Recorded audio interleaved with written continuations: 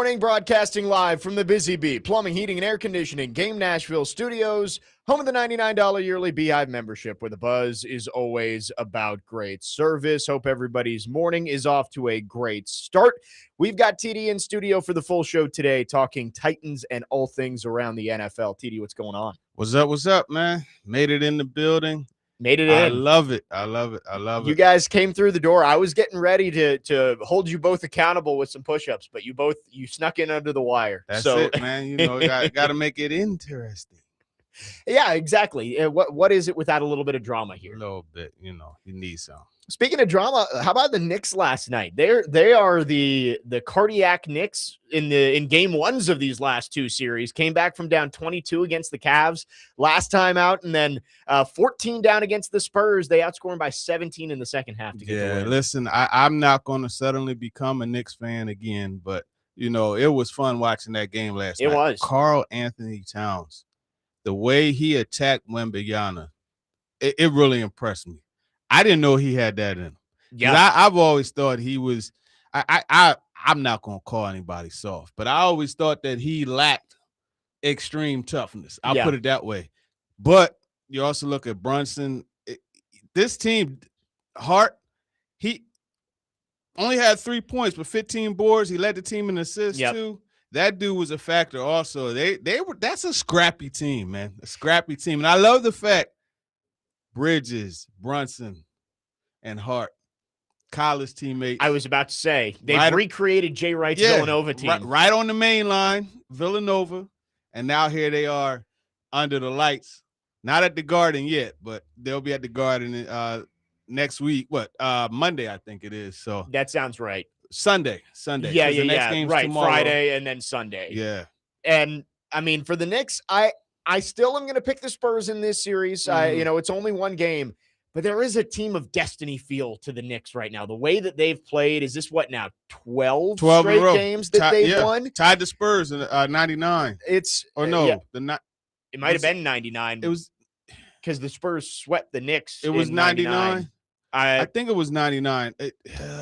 I'd have to go back and look. It's either 99. Yeah, it was 99. I'm sorry. It was 99 because that was the year they beat the Knicks. And their only two losses in these playoffs are by 1 point each against the Hawks in that first series. They lost by one in 2 games. Atlanta Hawks. Right. And then swept the Sixers, swept the Cavs, now up 1-0 against the Spurs. I agree with you on Karl Anthony Towns. I won't call him soft, but I kind of put him in the, being a Suns fan, I always watch DeAndre Ayton. I'm like, you could be dominant, but you just don't have the edge that you need to have. That's a great way. And I kind of thought the same thing about Karl Anthony Towns. He's a better player than DeAndre Ayton is. But last night, the way that he went after Victor Wembanyama, and I mean, that was a big difference in that game as the Knicks ended up coming back from down 14, winning by 10 and take a 1-0 series lead. So should be a fun series.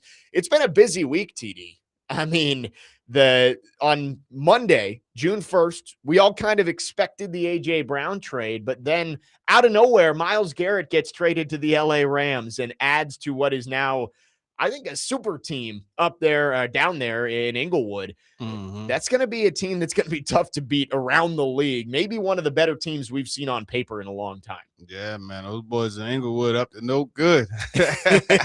No, I think you look at that, and it's just that's one of those situations where you have two teams realizing where they are, right? The Rams understand their window.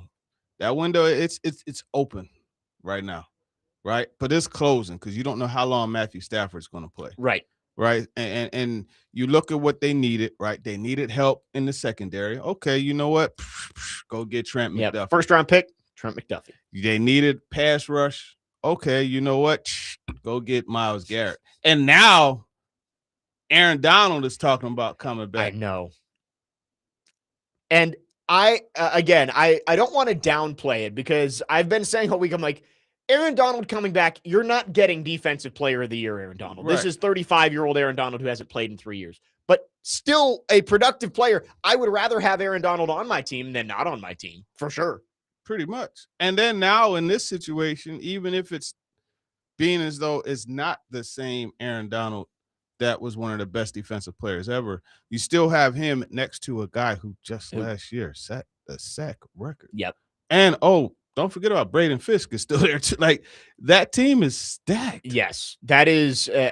I wrote this down on the grid. I want to get your thoughts on it.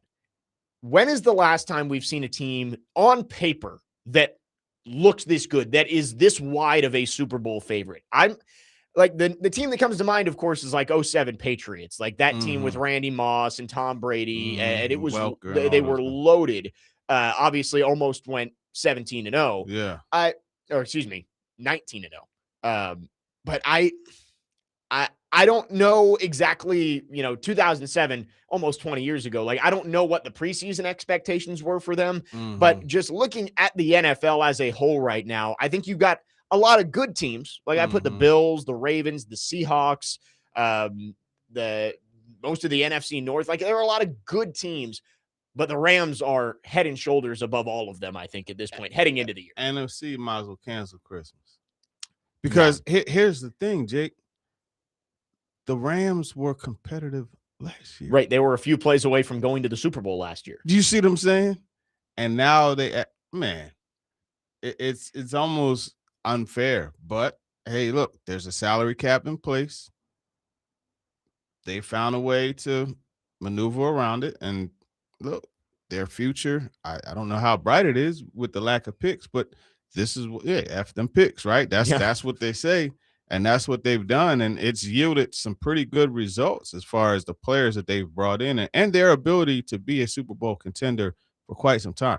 Because remember, they were contenders after they won the championship and Aaron Donald retired. Yes. You know what I mean? Like, they've continued to find a way. Shout out to Les Snead. Yeah, the Rams deserve a lot of credit for the longevity they've been able to have as contenders, basically since Sean McVay showed up. I mean, I think back to, was it the 2016 or 2017, the Monday Night Football game that ended like 56-53 with the Chiefs.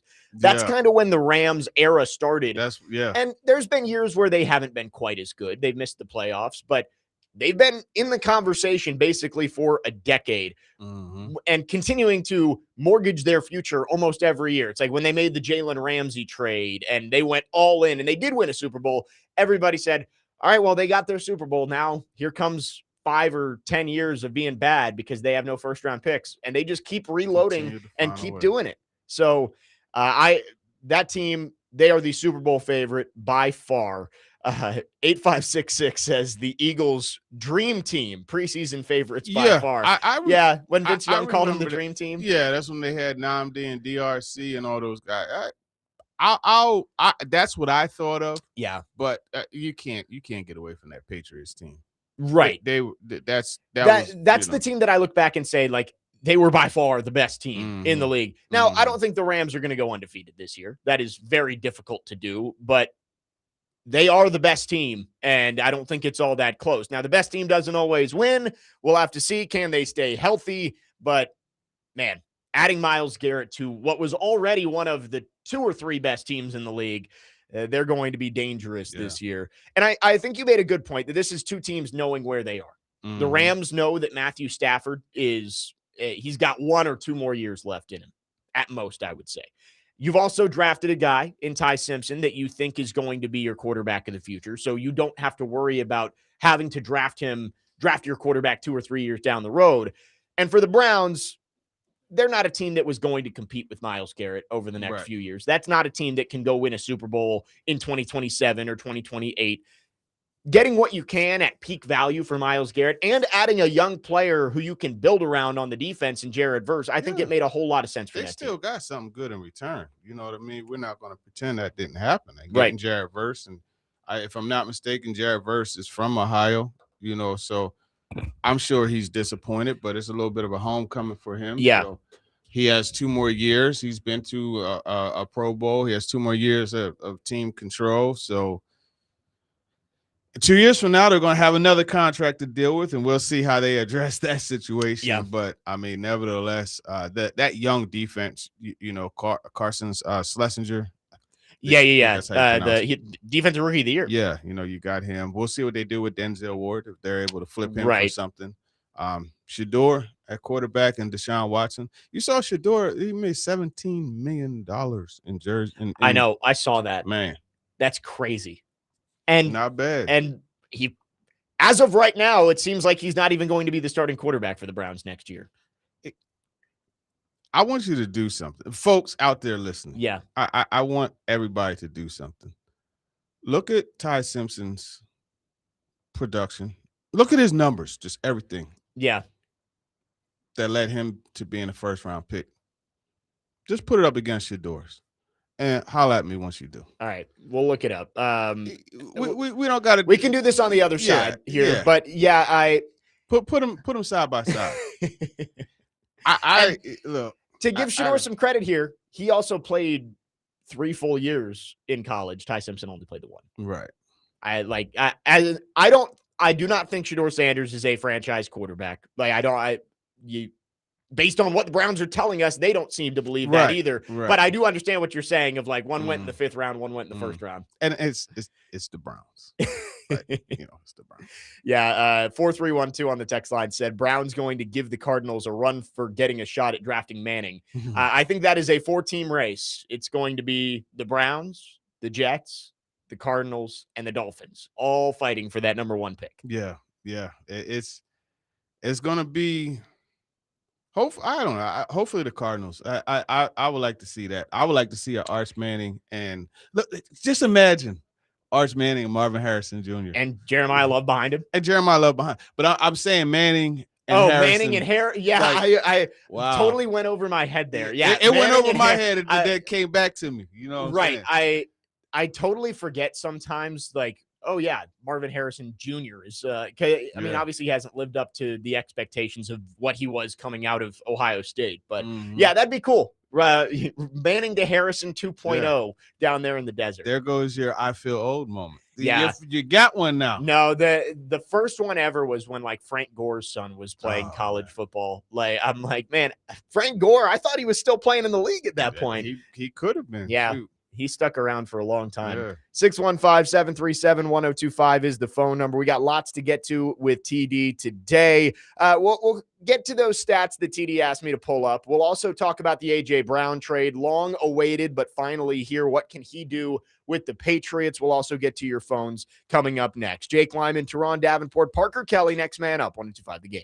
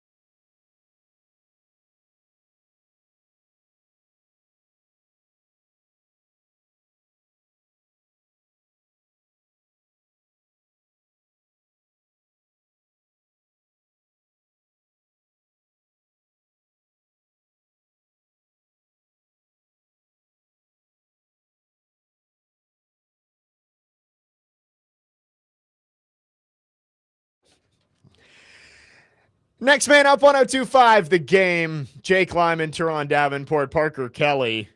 This is becoming a tradition that the first bump of the day has been "Go New York, go New York, go." When we talk about the Knicks, we got to. Yeah, I had a feeling this was going to be the song. You know, they had a watch party there, and they opened. So normally they don't have like. Have you been to the Garden or even like around it? I've been around it. I've never been in it. You know how they had like the bars and all the yeah. Little, well, they got it full go. I'm 100% sure of that. It's full go, and it's packed. It was packed last night. It's crazy. If the Knicks win the finals, man, New York is going crazy. They might need Batman to come in and help out. I'm thinking of the Robert Pattinson one where everybody's in Madison Square Garden and they need Batman to come get everybody out. I got some news here before we go to the phones. Adam Schefter just tweeted in completely unshocking news. Free agent cornerback L'Jarius Sneed is visiting the Kansas City Chiefs today. Oh, who would have thought?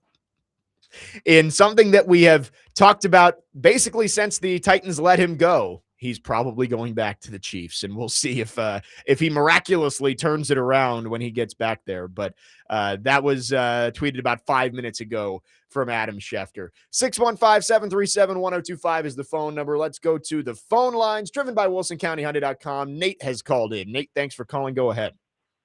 Hey, what's up, guys? What up? What up?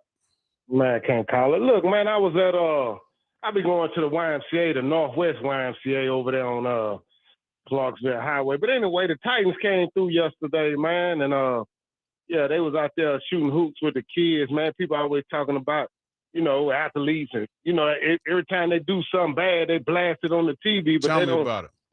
They don't talk about how much good they do, man. The kids are so happy, man. Yeah, but anyway, I seen the first round pick, Falk.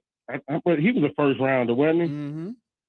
Yeah, Falk. And then I seen the linebacker out of Texas, man. He's nice. Boy, he's tall, but he is lean, man. Yeah. I'm like, man, that's a linebacker, you know? Hey, I was just want. let me tell you something. He'll whack you. Yeah. Hey, yo, he's a hitter, man. He's a hitter. He's a good looking athlete now. He's a legitimate 6'3", you know what I mean? Yep. Did you see Tate? I didn't see Tate. I don't know. Was he there? He might have been there. I don't know if he was there. They normally send a blitz out to let us know when they do these types of things, because I try to get to as many as I can, and even if it's not doing a story, still put it on, you know, my Twitter and, you know, my social media. Because like you said, if God forbid, you know, one of them gets into trouble, it's going to be known across the nation and in some other parts of the world even. But, you know, they do something like what you mentioned, and you know what I mean? Look at what happened. So shout out to you for mentioning that. Yeah, man. But I was going to ask you about Cam Ward. They say he lost 10 pounds, but I was thinking, man, shouldn't he be putting on some weight to be able to withstand them hits and stuff, man? I just want to get your thoughts on that, man. Thanks for taking my call, guys. Yeah, for sure. You got it, Nate. That's a good point, you know, as far as having the padding to take the hits. But I think what you're seeing is a body change in him. Yeah. And that, so like Cam, we're not trying to body shame here. He had a bit of like his body. It's a little fluffy. Yeah, that's a good word for it. So I think in this case, if you're able to lose that and put muscle on, I think you're working in a positive direction. Even if you don't put 10 pounds of muscle on, still, you know, change your body. You harden it. You make it more callous. Right.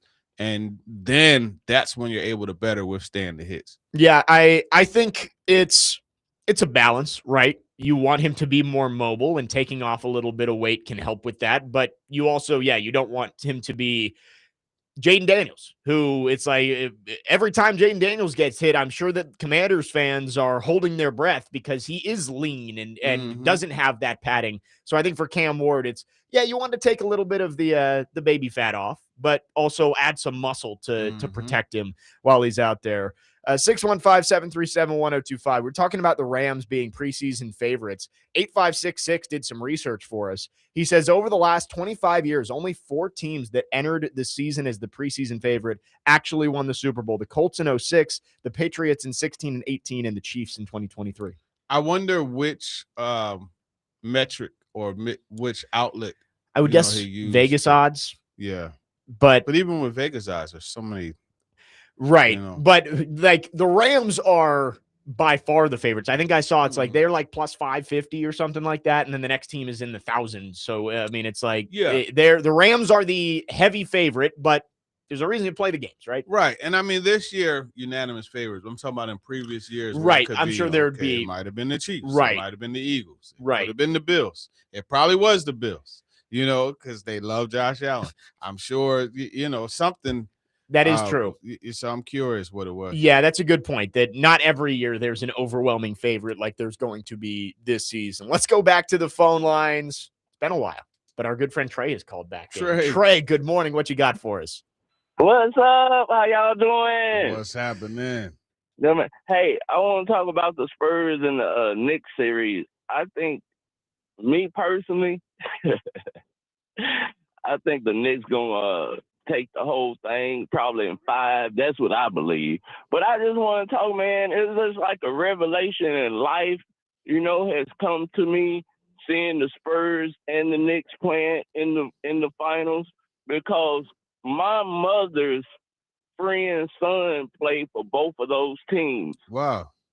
Yes. And he won a championship with the Spurs with Tim Duncan. Yep, his name is Jackie. Jackie played behind Tim Duncan. Jackie Butler. And he played for 3 or 4 years with the Knicks. So I can't root for either one. I love both of them. So I really want the Knicks to win, but I can see the Spurs doing well, but I don't think they'll beat the Knicks. But yeah, man, my mom's friend's son played for them, Jackie. Yeah, look him up. And y'all have a good day. And I love y'all. Keep the spirit up. Thanks for the call, Trey. Much love, too, Trey. buddy. We appreciate it, it, boss. Yes, Bye. sir. Jackie Butler played 3 Yeah. NBA seasons, 2 with the Knicks, 1 with the Spurs. He played a total of 69 career games, started 2, and averaged 5 points a game. There you go. How about that? Shout out Jackie Butler, Trey's mom's. I've heard of Jackie Butler before. I definitely had heard the name, but yeah, he did play for the Knicks and the Spurs. So sadly, I don't think he gets a ring. There's the one guy, Jeremy Sochan, who he was on the Spurs. Now he's on the Knicks, so he gets a ring no matter what happens in this series. What. 615-737-1025. We got lots to get to here. We'll get back to the trades. We haven't talked about the A.J. Brown trade yet. We'll get into that coming up next and much more here in hour number 1. Again, we got TD for the full show. Don't forget, 10 a.m., your chance to talk to TD, 615-737-1025. You can get any questions you have in on our phone and text line driven by WilsonCountyHyundai.com. Today, the Nashville Sounds take on the Jacksonville Jumbo Shrimp with first pitch at 6:05, and you can catch all of the action on 94.9 The Fan, presented by Twin Peaks Family Leisure and Social Cantina. Jake Lyman, Turron Davenport, Parker Kelly, next man up here on 102.5 The Game.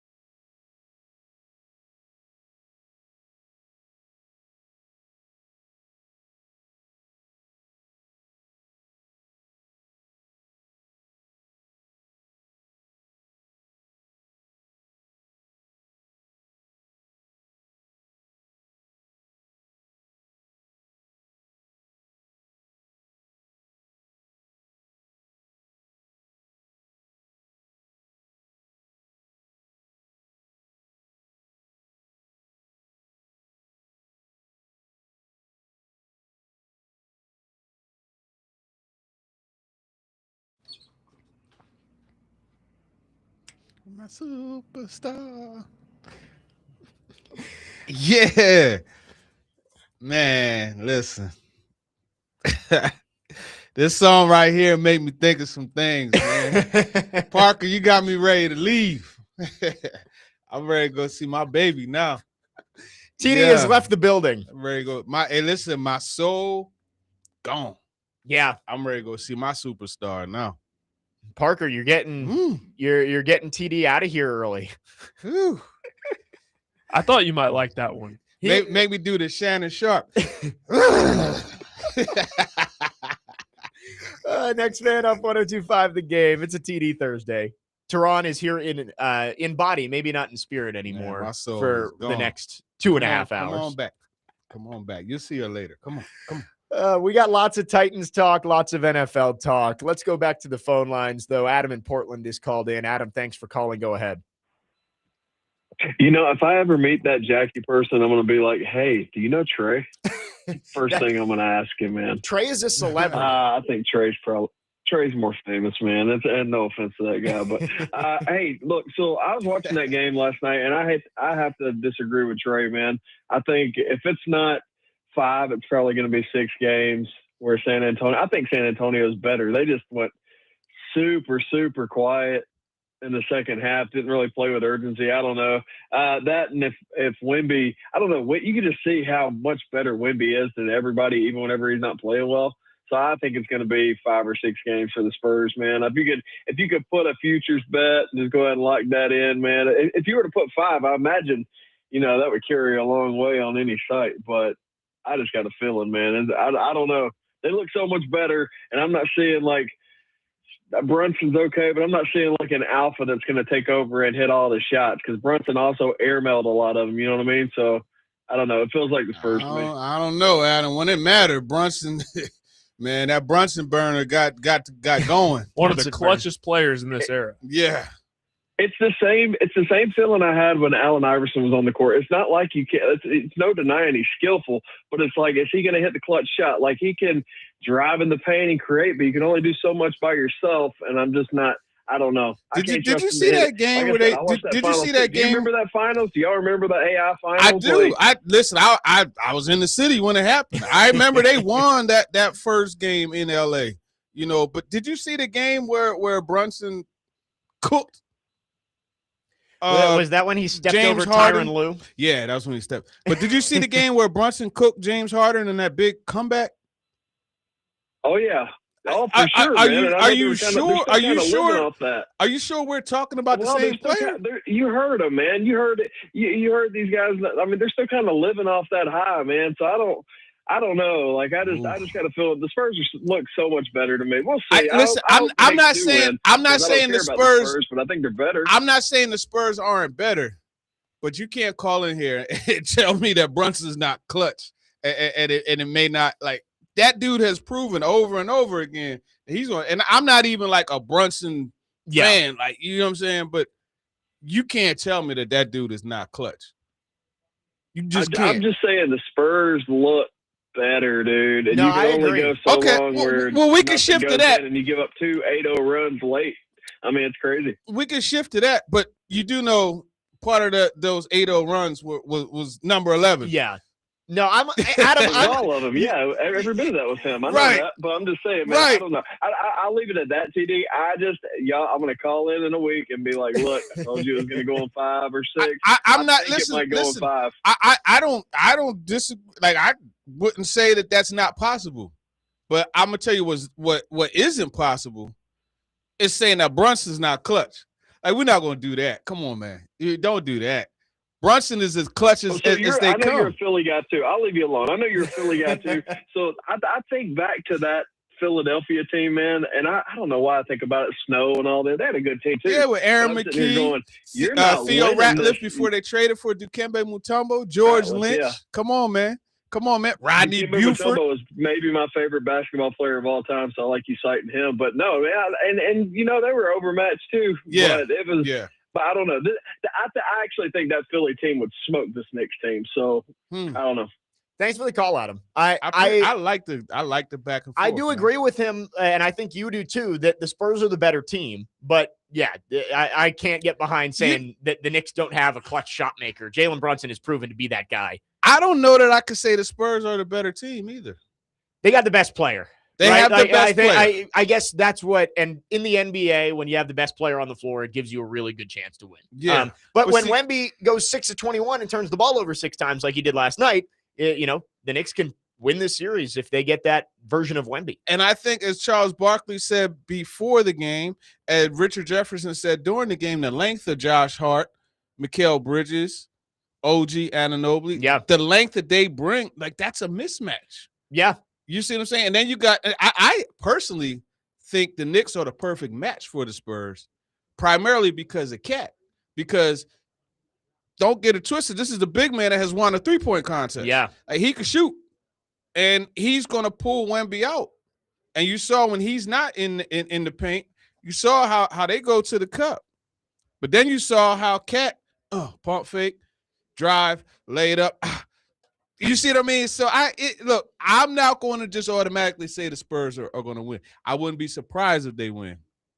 But again, I ain't going to say Jalen Brunson's not clutch. See, I'm not going to do that. I am a little glad the Knicks won game 1. Same with Vegas in the Stanley Cup Finals, because the underdog winning game 1, I think, means we're in for a good series. Mm-hmm. Like, it would have disappointed me if it was Spurs in 5, Hurricanes in 5, and we didn't get any drama down the stretch. I think we're going to get some drama in at least one of these series. Yeah. Either the Stanley Cup Finals or the NBA Finals. TD, I did pull up the stats that you were asking for on Ty Simpson and Shedeur Sanders. So in his final year at Colorado, Shedeur Sanders, 74% completion percentage, 4,100 yards, 37 touchdowns, and 10 interceptions. I will preface playing a Big 12 schedule. And Ty Simpson at Alabama, 64.5% completion percentage, 3,500 yards, 28 touchdowns, 5 interceptions. So Sanders, for sure, was more productive. And you look back at his first year at Colorado, 27 touchdowns and 3 picks that year. Ty Simpson had Jeremy Bernard, too, huh? And Ryan Coleman Williams now. You know what I'm saying? And who they had the big receiver, number 1, who transferred. Oh, yeah. I forget his name. I'm blanking on him, too. The long, he tall, like 6'3". It's not Isaiah Bond, because he left for Texas from Alabama. Yeah. I'm blanking on him. Did you mention Horton? Yeah, Horton. That's Isaiah the guy. Horton. Yeah. Yep. And that line was pretty good. I believe. I mean, since we're going to mention the Big 12 schedule, I'm just going to counter with some of the other things for Simpson, such as that line that had Kalen Proctor, who was a high draft. Outside of that, they were pretty bad. Did Sanders have Jordan Seaton on that team, or was he the year later? Yes. Okay. So, yeah. And Travis Simpson played half the year with a cracked rib. That is true. Yeah. I mean, Shedeur Sanders. That's what the Tour-Dog's for. I totally get what you were saying in that point, though, of like Simpson went 13th overall. Yeah. Shedeur Sanders fell to the 5th round. That's all I'm saying. But I mean, hey, listen, Jay-Z had a song about it on Reasonable Doubt, his first album. It was called Politics as Usual. Yeah. That's all you got. I just wanted to point the numbers out. No, I think it's a fair point. Yeah. It's a fair point. 615-737-1025 is our phone number. If you want to text or call, our phone line's driven by WilsonCountyHyundai.com. I did want to get TD's thoughts on the A.J. Brown trade. Again, it wasn't something that surprised any of us, but now that it's officially happened, what does it mean for the Eagles and the Patriots? We can talk about that next, and we'll continue to take your thoughts. Again, your chance to talk to TD is coming up at 10, so any questions you have for Turron Davenport, you get those in on our phone and text line or in the YouTube chat. Be sure to subscribe to our YouTube channel, 1025 The Game, for live shows and exclusive content. Jake Lyman, Turron Davenport, Parker Kelly, next man up, 1025 The Game.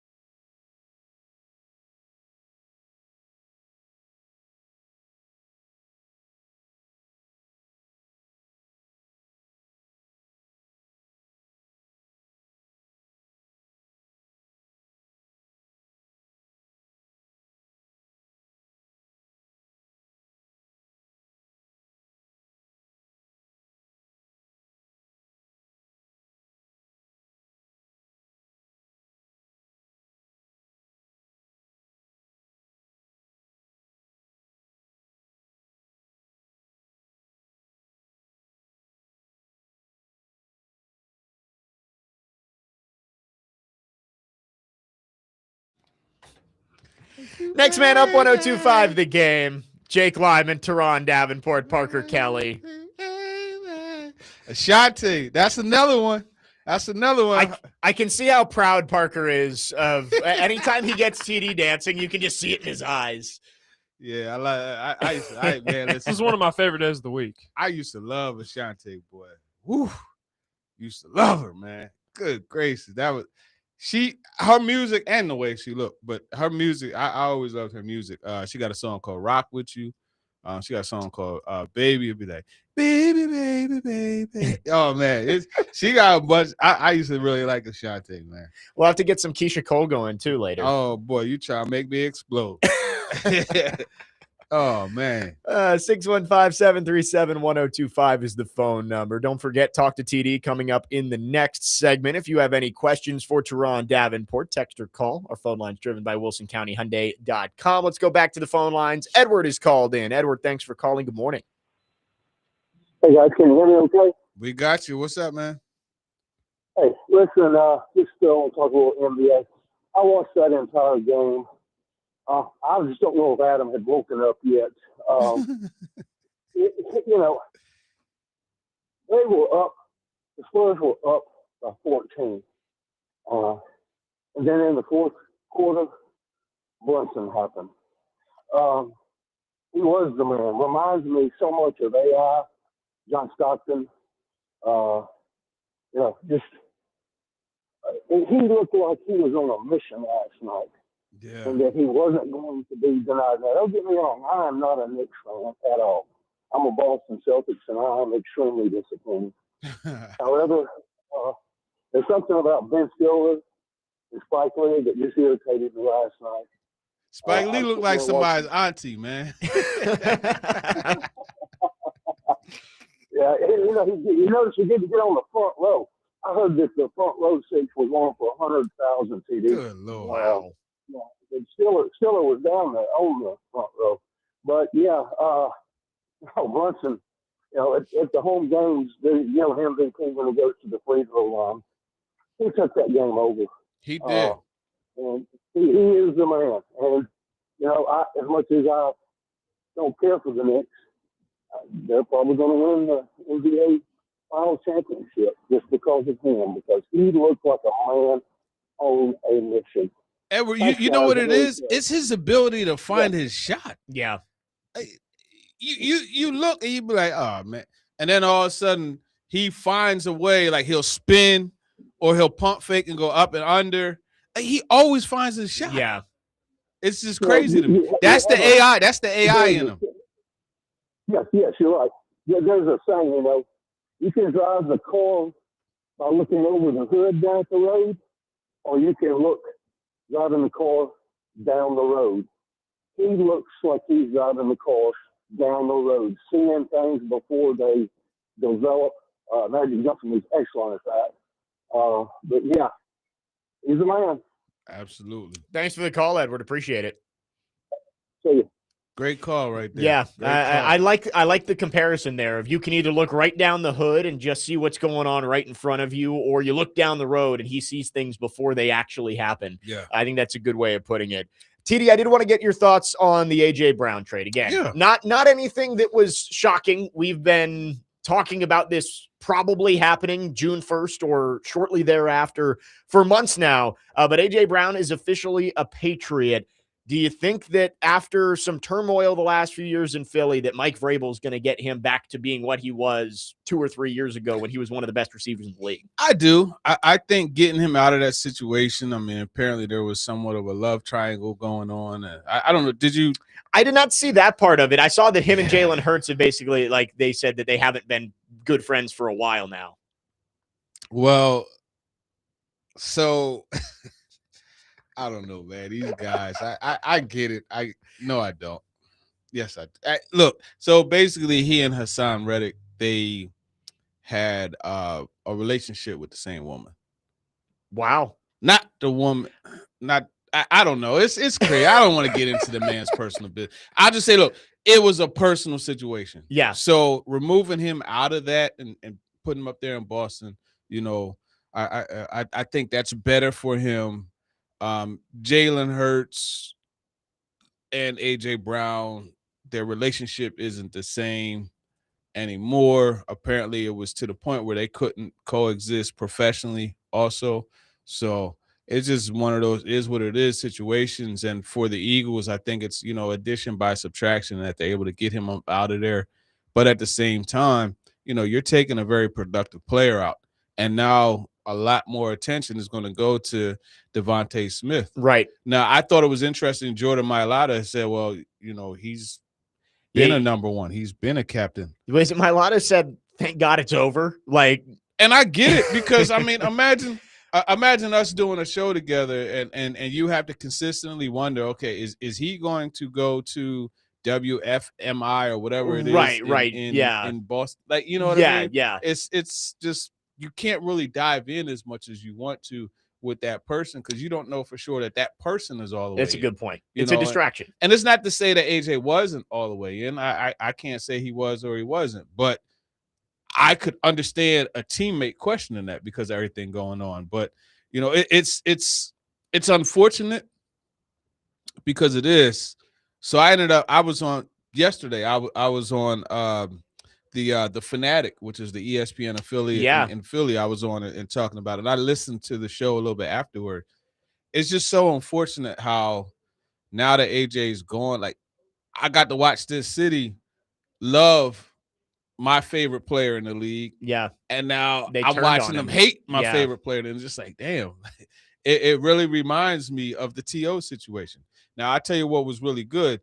T.O. was able to come back later.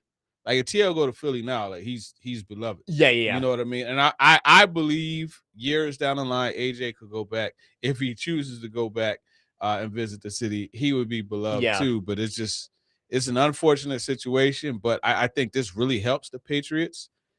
He's going to have to be patient. You know what I mean? I understand that 15 targets a game is probably not going to happen. Maybe not even 10 targets a game. But it's a situation where you have a player who has already shown he can maximize opportunities. Now, he's not the same guy that's going to run through any tackle. Right. The Ravens play from 5 years ago. Man, remember that? He said, Patrick Queen, come on. Patrick Queen should have been arrested for not paying fare for that ride he took. You know what I mean? But I think overall, it's a good trade for both sides because the Eagles could move on. And there was something really interesting that Robert Saleh said at the owners' meetings when I asked him about defending a number one receiver or a team that just has a bunch of solid receivers. Yeah. And the first thing he said, he didn't go to actually defending. He went to the play caller on offense and said, well, it's probably easier for a play caller on offense because you don't have to find a way to always get that guy in football. You don't have to scheme something open. Game. Yeah. Right. You just say hey, he's there. Yeah, if he's there, go through your progression. You don't have to be hey, look, we got to call this play to get AJ the ball. Yeah, so and so the ball. Right. So it's a plus for both sides. Apparently, Sean Mannion is having a good impact on the guys there now. Mekhi Lemon, if I'm not mistaken, I think he had a hamstring. Yeah, he wasn't practicing. Yeah, he didn't practice. So yeah, it's a tough situation. Obviously, it's something that we as people here in Nashville who have followed the Titans, we're going to watch that because it's Vrabel and it's AJ, you know what I mean, and Kevin Byard now too. I know he's getting the band back together. Todd Downing, Todd is excited. He's very excited about it, rightfully so, about having AJ. But yeah, I mean that whole crew up there, they'll be better. Yeah, we had somebody text in earlier this week and suggest that Ryan Tannehill go join the Patriots too. Get the full band back together. Full band. Tannehill's somewhere on a boat, man. That's what I'm saying. With his Celsius and his $200 million he's made. He's ahead of the curve with the Celsius because it's a craze now. Right. But this was, you know what I mean? Guess that was my favorite just overreaction from fans when it's he blew that game. They lost. He threw 3 interceptions. But just because he posted it was 2 weeks later, he posted the Celsius thing on a boat. People were like, oh, he's not taking football seriously. I'm sure that was pre-planned months in advance. 615-737-1025 is the phone number if you want to text or call. Talk to TD is coming up next. Get your questions in. Anything you want to know, Titans related, NFL related. How are the Mets doing? They won last night. Carson Bench. Look, the baby Mets, man. Let me tell you something. AJ Ewing, Carson Bench. Carson Bench stole home. Yeah. Yeah. But see, the bad part is this baby Mets team that's coming in, they're promising. But the previous baby Mets, like Mark Vientos, is just right. Come on, man. Yeah. Come on, Vientos. It's like you get excited about these guys, and it's good to see them get off to good starts, but it's like they got to sustain it. There has to be growth. Sustain it. My Tigers sweep the Rays this week. Oh, nice. They're back. They're back. Maybe they won't trade Tarek Skubal. 615-737-1025. Talk to TD is next. Any question you have for Turron Davenport, get it in. 615-737-1025. Jake Lyman, Turron Davenport, Parker Kelly, next man up. 1025 the game.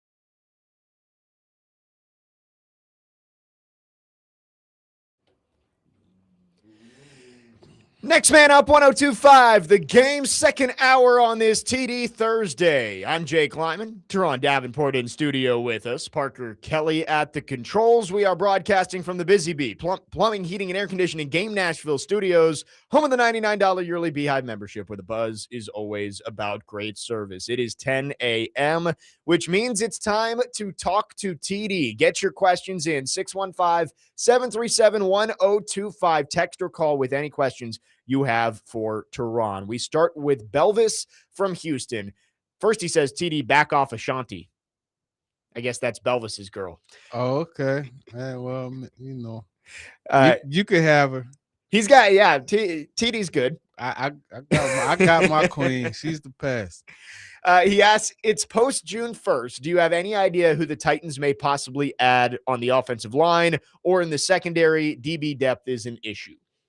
Good question. I don't think there's any significant additions to come, but I mean, you never know.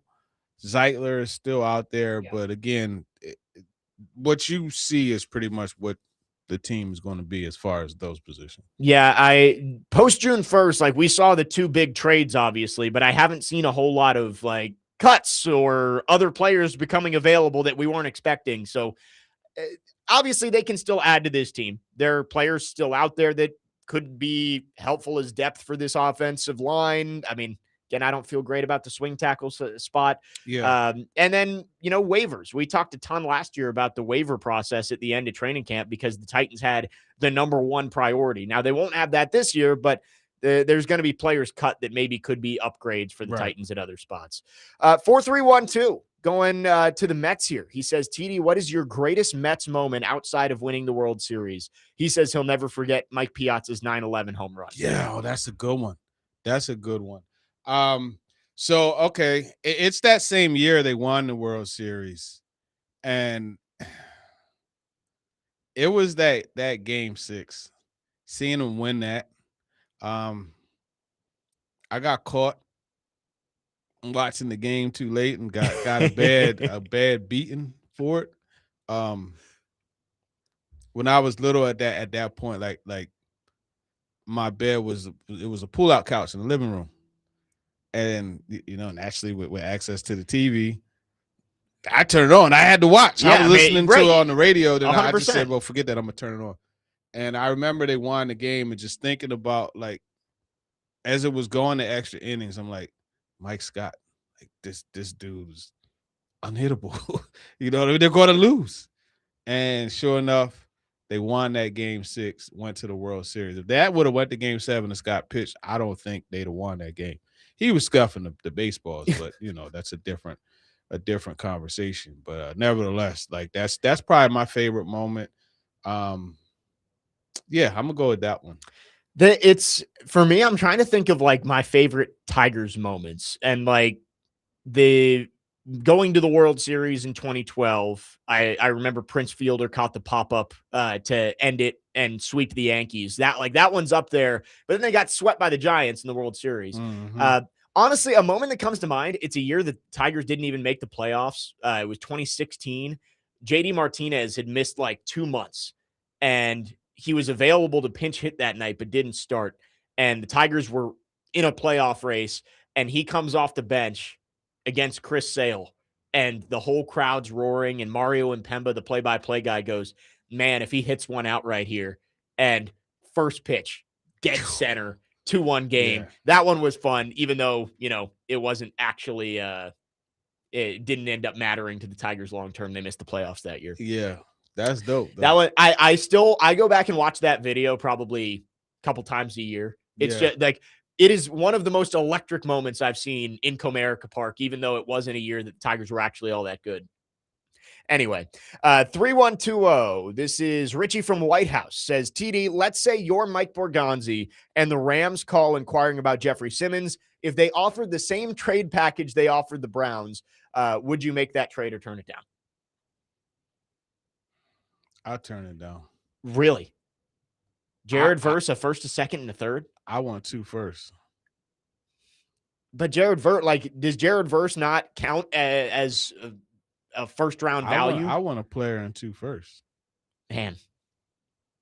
Look at the Quentin Williams deal. Yeah. And Dexter Lawrence went for a top 10 pick, with half a sack last year. I get that. But man, I think if I got offered a young, controllable, up-and-coming defensive end, but you got 2 years of it. First to second to third. You got 2 years of it. Yeah, so but what are you gonna have to do in 2 years? I mean, you would have to make sure you extend him, right? Like that's. But I want 2 1s, man. I drive a hard bargain. See, I wouldn't trade Jeffrey Simmons for nothing, but I think if I got offered that deal, I would take it. But if I'm not taking a second for Jeffrey Simmons. Right. No, it has to be at least one. Right. Yeah. I mean, for me too. And I wouldn't trade him. Now, there's always the chance that things go south this year and you're like 1-8 at the trade deadline. And if you get an offer that makes sense, I wouldn't say it's out of the question, but I do think he is too important to the building the culture of this team. Yeah. And trading away good players doesn't really get you too far. Not usually. Especially when you feel like you have your quarterback already. So, I'm with you. I would keep Jeffrey Simmons, but if that offer came on the table, you're doing it. I think I'd do it. 6181 says, not a question to TD, but go Mariners. Took that series dub from them Mets. You got that one. Don't text again. We're done with you. No, I'm kidding. 9194 asks, TD, how do the Titans defensive players this year compare to what the 49ers had last year? Like, are there similar prototypes with what the two sides have? Good question. I think, Upton Stout was so good as a nickel, a rookie. Marcus Harris is a bigger player. He's different from the 5'9", 185 mold that like Keywan Williams, who we talked about before. I think this group of Titans defensive players, just on paper, I think is better than what the 49ers had last year. Yeah, I think I'd agree with that. Now, before you jump in my mentions, understand this. I'm talking about that unit. Bosa and Warner were gone. Injuries. They only played, 4 games each? Yeah. And Mustafa was out for a bit as well, who's a very good. He's solid. I like him at Wake Forest. I say the Titans defense is better. Yeah, let me see. Because, I think I agree with you just off the top of my head. Because, again, Fred Warner and Nick Bosa were out for most of the year. I think even if you add those guys back in, there's a conversation. Those two players are obviously, I think Bosa and Simmons, Bosa obviously plays on the edge, so, a little bit more valuable of a player, but you've got Fred Warner, the best linebacker in the league. But outside of that, I think the Titans have better talent in the secondary, and I think the defensive line is definitely deeper this year than what the 49ers had. And the other thing, you talk about Bosa on the edge, without a doubt. But that's the beauty of Jeffrey Simmons. Yeah. It's like he could get out on the edge and make some things happen too. Well, that's what we had 4. I think 4 of his sacks were on the edge. We played a clip. He was on Ross Tucker's podcast earlier this week. And it was recorded at the Super Bowl, so it's a little bit dated. Okay. But they did ask him, what excites you about Saleh? And of course, the energy was brought up, him celebrating, coming off the sidelines. But he also said, he's like, with Saleh being a defensive head coach, yes, I like that he's going to let me just go, but I also think in this defense that he can move me around and have me line up in different spots. So I said it on Tuesday. I think we could be in for another big Jeffrey Simmons year. I think we are in. To me, it's not could be. That dude's going to have the best year of his career. 11 sacks is going to be tough to beat, right? It was a career year last year, but I wouldn't be shocked if he matches it or even has a couple more this year. Because I can't. But that over under, I don't know what it is on the sacks, but I'm taking the over. I agree, because I think with Saleh being the head coach, of course, he's going to find ways to get Jeffrey Simmons in better opportunities to go get the quarterback. And having John Franklin Myers to his right or to his left is going to make it so much more difficult on the interior offensive line to try and stop those guys. So I'm with you. I think I would say double-digit sacks for sure for Jeffrey Simmons. Yeah, it's sacks are also one of those tough stats to predict, like interceptions too. Like you have to get the opportunities. And sometimes, even last year, there were plays that Jeffrey Simmons made the play and somebody else cleaned up the sack. Yeah. So you don't really know, but I agree. I think double digits. 615-737-1025 is our phone number. Our phone line's driven by WilsonCountyHyundai.com. Continue to get your questions in for TD. You can text or call or drop them in the YouTube chat. And all of our football offseason coverage is brought to you by Tennessee Brewworks. Raise a glass with Tennessee Brewworks, proud partner and official craft beer of the football offseason on ESPN 1025 The Game. More Talk to TD is coming up next. Jake Lyman, Turron Davenport, Parker Kelly, next man up, 1025 The Game.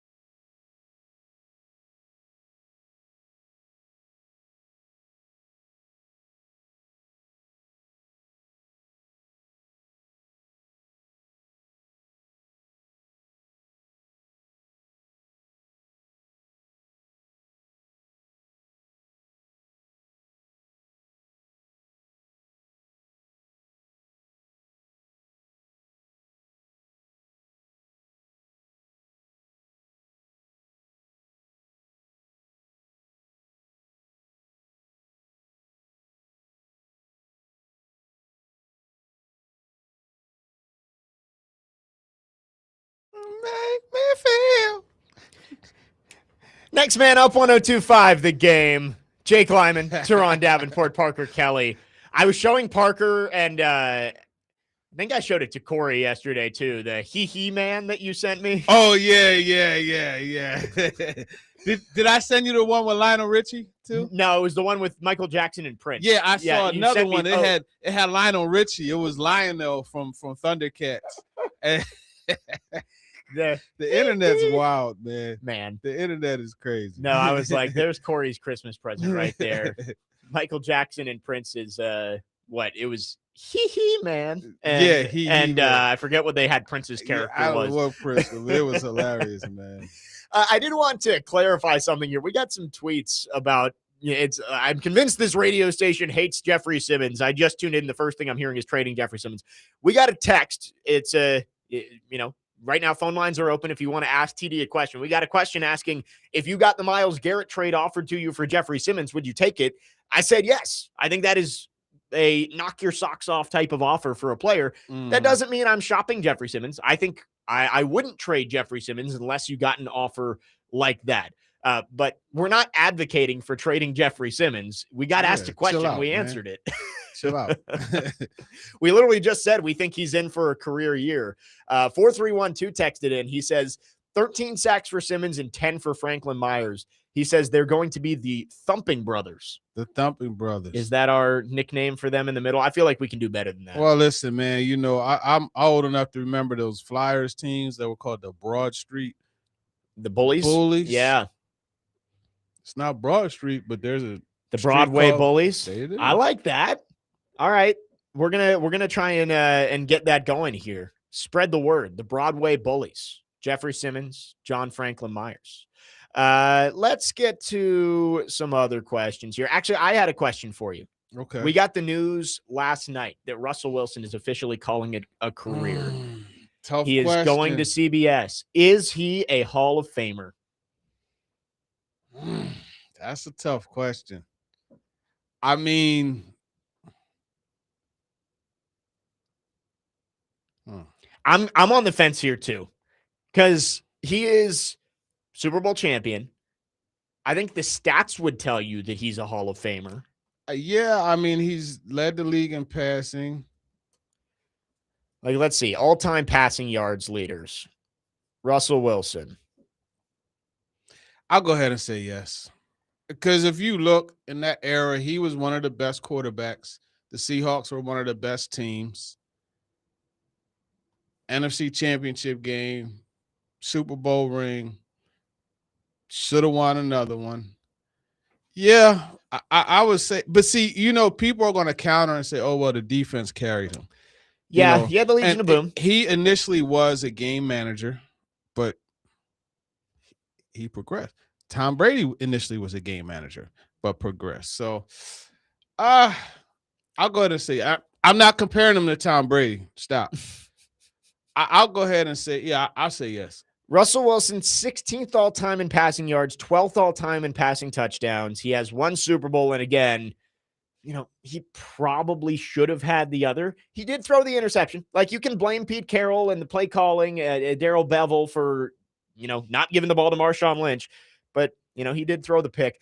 I'm going to say yes, not first ballot. I think he's one of those, like, it's gonna take a little bit for him to get in. He's gonna he's gonna walk up there with the cane. You know what I mean? I don't know about with the cane, but I think the Veterans Committee. Yeah, it's not gonna be like 2060 when Russell Wilson finally gets in, but I think he gets in at some point. Yeah. He hasn't had the stats that Russell Wilson has had, but like, at the end of his career, let's say Jalen Hurts plays another 5 years or so. Like, are we going to have a conversation about that? Like, he's won a Super Bowl, he's been to another. I would say absolutely not. But like, if we're going off of, well, he won a Super Bowl and went to another, like, there are other quarterbacks who have done that, and I wouldn't say that they're Hall of Famers. Yeah, I wouldn't go on those grounds. I still 10. How many Pro Bowls? I think it's 10 Pro Bowls. Yeah, let's see. I get Pro Bowls are relative, but he's got a bunch of all pros. I would say, yeah, you got to put him. I think he's going to be in. And the Super Bowls obviously help. Yeah, he is 10-time Pro Bowler and multiple-time AP. Actually, only one time that he was for second-team All-Pro from the AP. But I think he's going to get in. It's just he's probably going to have to wait a little bit. Yeah. Trevor says, nickname for the duo of Jeffrey Simmons and John Franklin Myers, the Nashville Nightmares. I think I like Broadway Bullies better than that one. Yeah, I mean, it's another alliteration. Yeah, Music City Maulers. He's got in there too. That's not bad. Music City Maulers. I like that. I think Broadway Bullies, you have come up with something good. We need to get people circulating this a little bit. I had another question for you. Oh, Parker told me yesterday. So we talked with Corey Curtis about the Rose Bowl possibly not being played at 4 p.m. And Parker texted me yesterday and said that you were not happy about this either. Oh man, the Rose Bowl needs to be played at 4 o'clock. We have gotten rid of so many traditions. We got to keep the ones that we do have. Right. Come on, man. I can hear Keith Jackson, the granddaddy of them. Come on, man. No, that's relevant. Yeah, Corey and Adam from Port, they need to go together, go together and have brunch somewhere, man, and flush this stuff out. I don't know if Corey and Adam have similar takes on things, but similar takes in that it's very different. Have you seen Billy Madison, Didi? No. Should I play the clip? Well, I mean, I wouldn't say that what Corey said was the stupidest thing ever, but it's not the dumbest thing ever, but it's. I mean, he's just on a historic run of dropping just awful. For takes. Rose Bowl, for them to move that one deserves the Billy Madison clip. Billy Madison, it's the Adam Sandler movie, and there's the clip of what you just said is the dumbest thing that I've ever heard in my entire life. Oh, yeah. I know what you're talking about. I just didn't know the person. All of us got dumber for having listened to it. I award you no points, and may God have mercy on your soul. There we go. We got some. Everybody's chiming in on the John Franklin Myers and Jeffrey Simmons names. I like 4312. If we want to go Broadway, the Broadway Bouncers. They're gonna throw you at the Broadway club. Bouncers. I like that. That would have been better for Roger Saffold and Taylor. I agree with that. That's an offensive line. I remember. I forget what game it was, but Derrick Henry had 190 or something like that. Yeah, and I remember being in the locker room afterwards, and the back and forth, and I was like, yeah, man, you guys had to escort him up out the club, right? And Roger Saffold was like, no white tees, no Timberlands. I was like, exactly. I agree with that. If you're going to do Broadway Bouncers, it makes more sense for it to be you've got a mauling left tackle and left guard like that, but Lawan and Saffold. But I like Broadway Bully. It's still my favorite one. Jackson says the Nashville Knockers as a nickname. That one.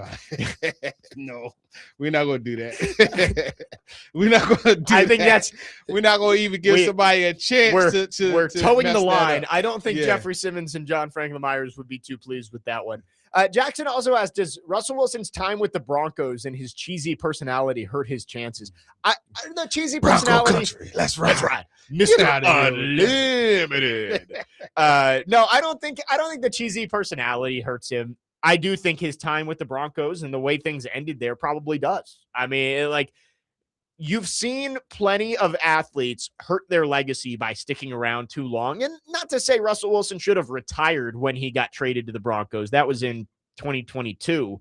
But sticking around too long, it does. Bill Belichick right now. Bill Belichick is known as one of, if not the greatest coach in NFL history. But I think he's going to be remembered differently because of the way things ended in New England and the circus that's going on in Chapel Hill over the last year or so.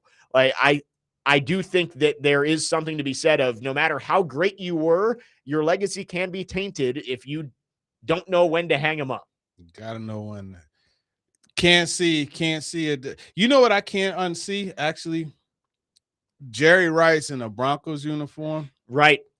I forget who it was, but they grabbed him and just threw him on the ground like it was bad, and I can't unsee that now. Yeah, I mean, there's I so mean? many of those like jump scare athletes that you forget they wore those uniforms, like Emmett Smith in a Cardinals jersey. God, who is there's so many other ones that it's like, I mean, half of the Hall of Fame of wide receivers in a Titans uniform. Andre Johnson, Julio Jones, Randy Moss. Yeah. So I think there's some things where people won't remember it. Like Jerry Rice post 49ers. Nobody thinks of Jerry Rice in a Raiders uniform or although he did get he got 1K with the Raiders. Right. Like I don't know if anybody remembers that. T.O. with the Bengals and with the Bills. Yeah, him and Ocho together. But people are going to remember Russell Wilson's time with the Broncos. People are going to remember Bill Belichick and Chapel Bill. So, like, I do think that there is you can hurt your legacy depending on who you are based on what you do to end your career. 615-737-1025 is the phone number. We'd love to hear from you. Jackson says Eddie George is a cowboy. That's another perfect example there. Yeah, that hurts. Emmett Smith as a Cardinal. Roger Craig and Ronnie Lott as Jets. Oh. Yeah. And almost all of the greats go through it. It's very rare for somebody to be a one helmet player. I got one that's gonna make somebody swerve. Carl Pickens is a Titan. Right. Or Yancey Thigpen is a Titan. Yancey Not Thigpen. Hall of Famers, but yeah. But I mean, the Titans wide receiver retirement home opened long ago. Luckily, I mean, Calvin Ridley, I don't think I would qualify as that. No, because he got a 1K season. I think Ridley's going to have a solid. If I hate to use the word if, but a healthy Calvin Ridley, I think, puts up a solid. I'm not going to say 1K, but I think he has a good year. 615-737-1025 is the phone number. Boxing fans, 1025 The Game and Team Boxing League have your chance to win tickets to see the Nashville Smash take on the Atlanta Attack at Municipal Auditorium on Friday, June 12th. Text the keyword FIGHT, FIGHT, to the game text line at 615-737-1025 to enter for your chance to win. We'll talk some Titans on the other side. TD put out an article this week at ESPN.com about Brian Dable and Cam Ward and their relationship. We'll talk about that coming up next. Jake Lyman, Turron Davenport, Parker Kelly, next man up, 1025 The Game.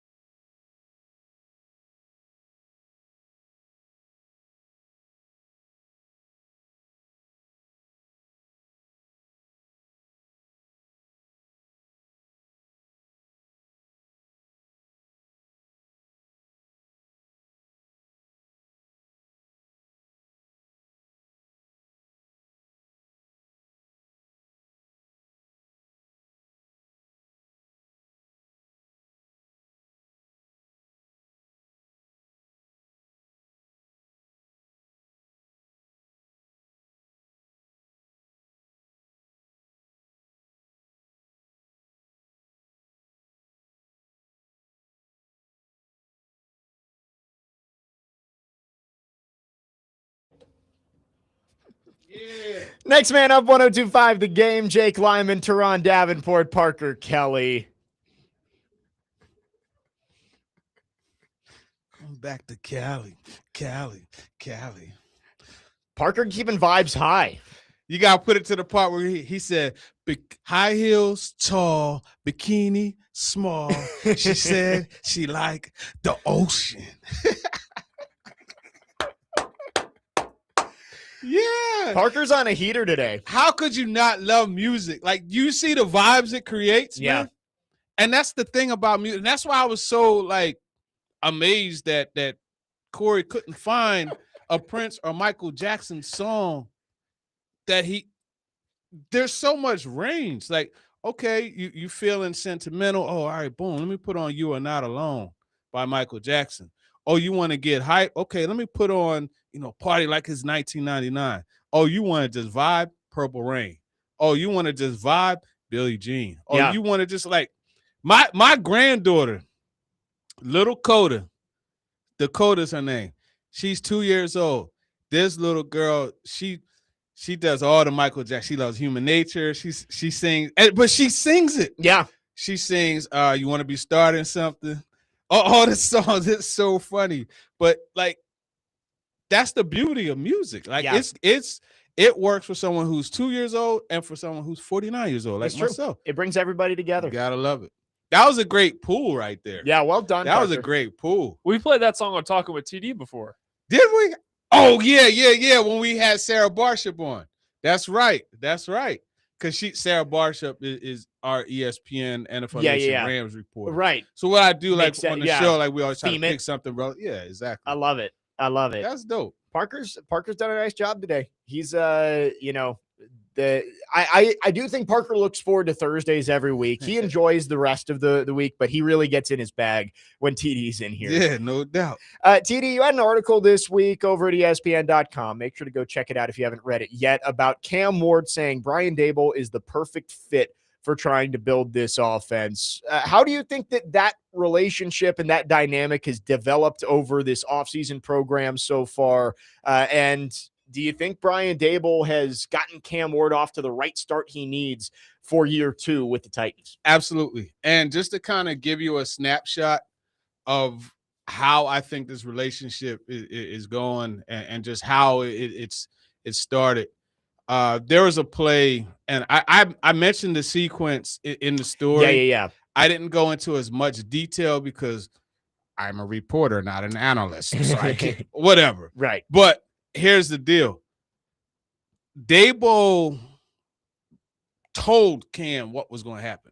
He said, okay, this is going to go this way. This is going to go that way. It's going to come open. You just deliver it to him. If that exact thing did not happen, and I just looked, like, as I saw the play develop, I was like, damn. Yeah.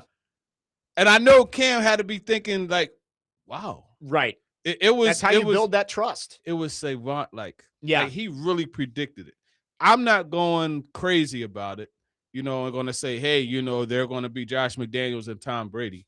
But I'm saying, like, that was a pretty cool moment to see. And then as Cam came to the sideline, they would just look down, smile. Daboll he has swag. I like Brian Daboll. Yeah. I like him. I've enjoyed listening to him. Even his introductory press conference, I think everybody kind of picked it up that he sounded like a head coach because he was a head coach, right? Yeah. Like the way he talked, it didn't sound like a coordinator. It sounded like somebody who was in complete control. And then you see like the mic'd up videos from last week of him messing around with Wan'Dale Robinson, Carnell Tate, and showing him his release on press coverage. It's like, I do think Brian Daboll is like, he may not look like a guy who's going to be have some juice to him on the sideline, but he does. I like the sequence that you talked about in the article too of, Cam and the offense make a play downfield and they start celebrating, and Daboll got on him and said, no, go run the play. We're in hurry up. On the ball. Yeah, that was, and then even, taking the ball and lining it back up after what appeared to be a touchdown, to Tate. Right. And I mean, I think that's a part of, like I said in the story, you look at where this team has so many areas for improvement. That's one of them, red zone scoring. right? They need to get better at that. I forget what the percentage was, but I think it was not good. Yeah.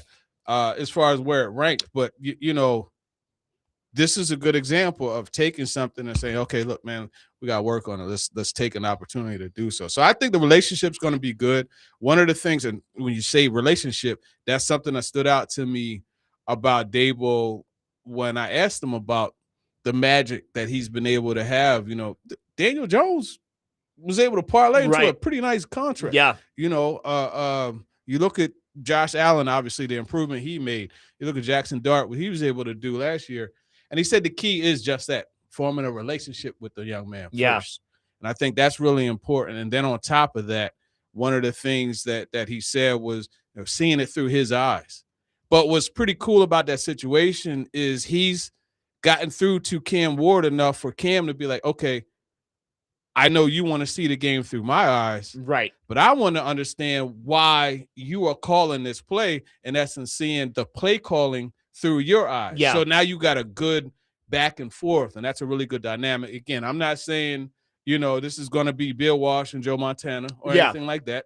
But what I am saying is I think there's a good foundation being built now, and we'll just see how they could keep loading that wagon, so to speak. And we've talked about it before, but this is why it's so important that Cam Ward was able to get healthy after the shoulder injury, to have this opportunity to get reps with Brian Dable and establish that relationship and that trust now, so that when you get to training camp and the preseason, you're building off of it instead of having to build the foundation. They're doing that right now, which I think could be really important for the way that offense is going to be able to run this year. Exactly. 615-737-1025 is the phone number. If you have any thoughts, you can join the conversation on our phone and text line driven by WilsonCountyHyundai.com. We'll keep talking about Cam Ward when we come back. The coaching staff has made some comments about the things that he needs to work on. We'll go through some of that. Then coming up in hour number 3, we'll look around the NFL a little bit more and talk about Carnell Tate, who continues to make waves in OTAs, with this week being a week off, but coming back next week for 3 more open practices. 615-737-1025. Jake Lyman, Turron Davenport, Parker Kelly. Next man up, 1025 The Game.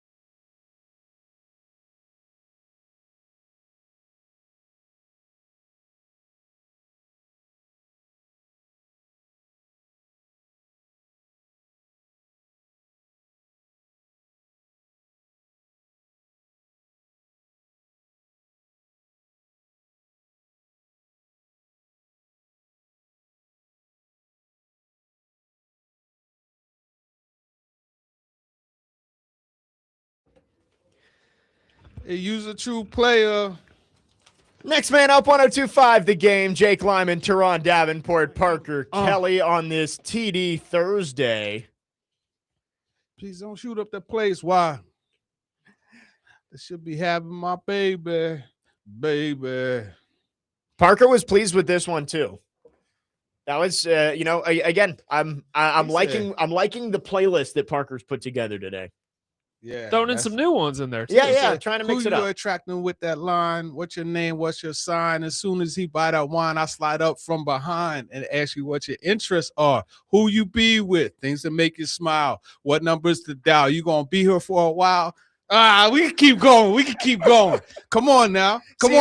We need to. You put that BIG on. Come on now, Parker. You need to just play an instrumental the next time and just let TD go. Do a little karaoke bump music. Oh, we can just karaoke. I don't do that. You're not a karaoke guy, TD? Nah.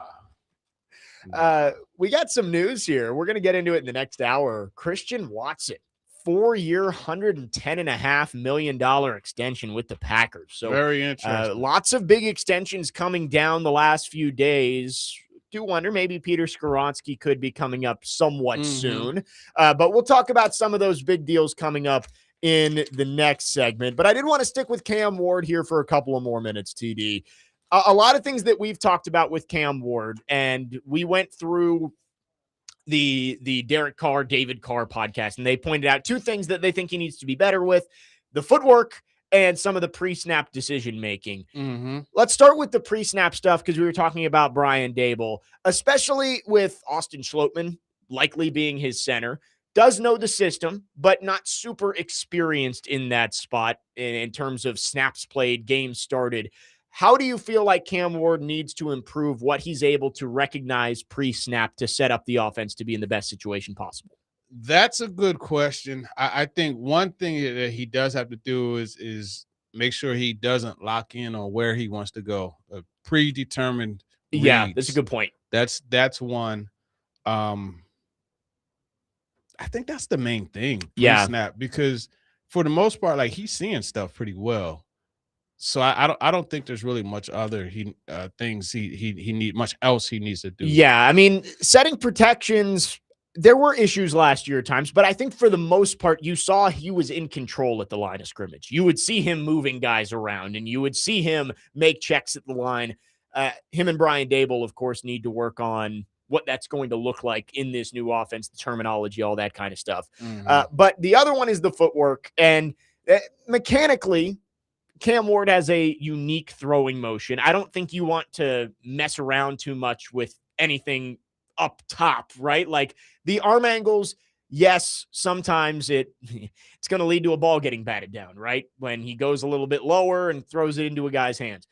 But I don't know if you want to mess too much with the arm angle and the throwing motion, but clearly the footwork does need a little bit of fine tuning, to say the least, heading into year two. I know we talked about this last week have you seen any improvement there? It is early, but it does seem like it's, they're working through some of those issues right now. I think the good thing is he's on time, and with the way, like the sequence of the offense, that's a good thing. He's going through his progressions well, so you're seeing that. Now, it's easy to be on time now, right? Yes. Because you don't have press coverage, and we know what happened with press coverage last year. Yes, 17%. I think when you and this is something that Nate Washington, because we had him on the show, he's having a book signing. I saw that, yeah. Vintage Winery next Wednesday. You could go to Eventbrite or go to his NWash 85 on Twitter. Love Nate Washington. Yeah. He made a really good point. Like, yeah, Carnell Tate is he's impressive right now, but you don't really know what you have until the pads come on. Yeah. And to that point, we talk about Cam Ward's on time with the offense and everything. Very true, but you don't have anybody out there like truly disrupting at the line of scrimmage. Right, yeah. So let's see how that all works. But as of right now, it looks solid. So that is an improvement. So we'll see how it continues. Yeah, I mean, it's so difficult to really know anything based on these OTAs. Now, again, as we've said since the first Carnell Tate practice where he was getting rave reviews, it's way better to be hearing great stuff about your 4th overall pick wide receiver than hearing that he's kind of fading into the background. You want that guy to be standing out. And with Cam Ward, you want him to be having success. And it does seem like so far, maybe not perfect practices that have been open to the media, but he's been solid. You just like to see the growth within the offense and within his footwork and mechanics continue so that he can really hit the ground running in year 2. We saw the slow start to the year last year. You'd like to see him get off to a good start, especially, you're playing the Jets in week 1. Like that's a game that you think the Titans should win, and Cam Ward is going to have to come out and play good football to do that. Then week 2 it's week 3. The Giants, against the Giants. Denard Wilson won't bring hell. So they better have their blitz pickups and all that stuff, because that whole tri-state area, whether you want to do the tri-state Philly, Jersey, New York, or Jersey, New York, and Connecticut, whatever, the tri-state area is coming on the blitz. So that's going to be something he's going to have to make sure that, he has it together. Yeah, no, I mean, the schedule obviously starts easier than last year, where you had to start with Broncos and Rams in the first 2 weeks. Jets, Eagles, Giants. It's not quite as difficult, but, also not going to be easy. And you mentioned Denard Wilson, like that's a guy who he knows Cam Ward. He practiced against him all year last year, so he's going to try and take advantage of anything that he's picked up on with Cam Ward and some of the mistakes that he's made. And, on top of that, you're going to have he's going to have players this time around. Like, you realize what Denard Wilson was working with last year? Yeah. Yeah, he didn't have Arvell Reese and Brian Burns and Abdul Carter. I saw a video that Easton Freeze did from A to Z Sports, and I didn't realize it, but they started 29 different people on defense last year. 29? Yeah, 29 different people. I mean, I guess the secondary by week 17 and 18 was all new guys. Hooker was back there, but that was basically it. Man, what he had, like, I remember at one point, 3 of them, when they were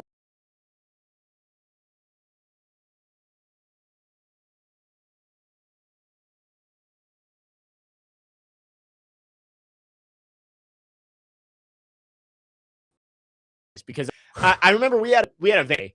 I was over at Memorial, and I was checking the score every once in a while, and I was seeing tackles made by guys that I did not know were on the team that week. They had been signed off the street that week and were being asked to play. Let's see. Defensively, Sanusi Kane, that was one of those names. There's one specifically that I'm thinking of. He might not have actually even made a play in the stat sheet, so I don't know if he's actually going to be – there's a participation thing here, I think.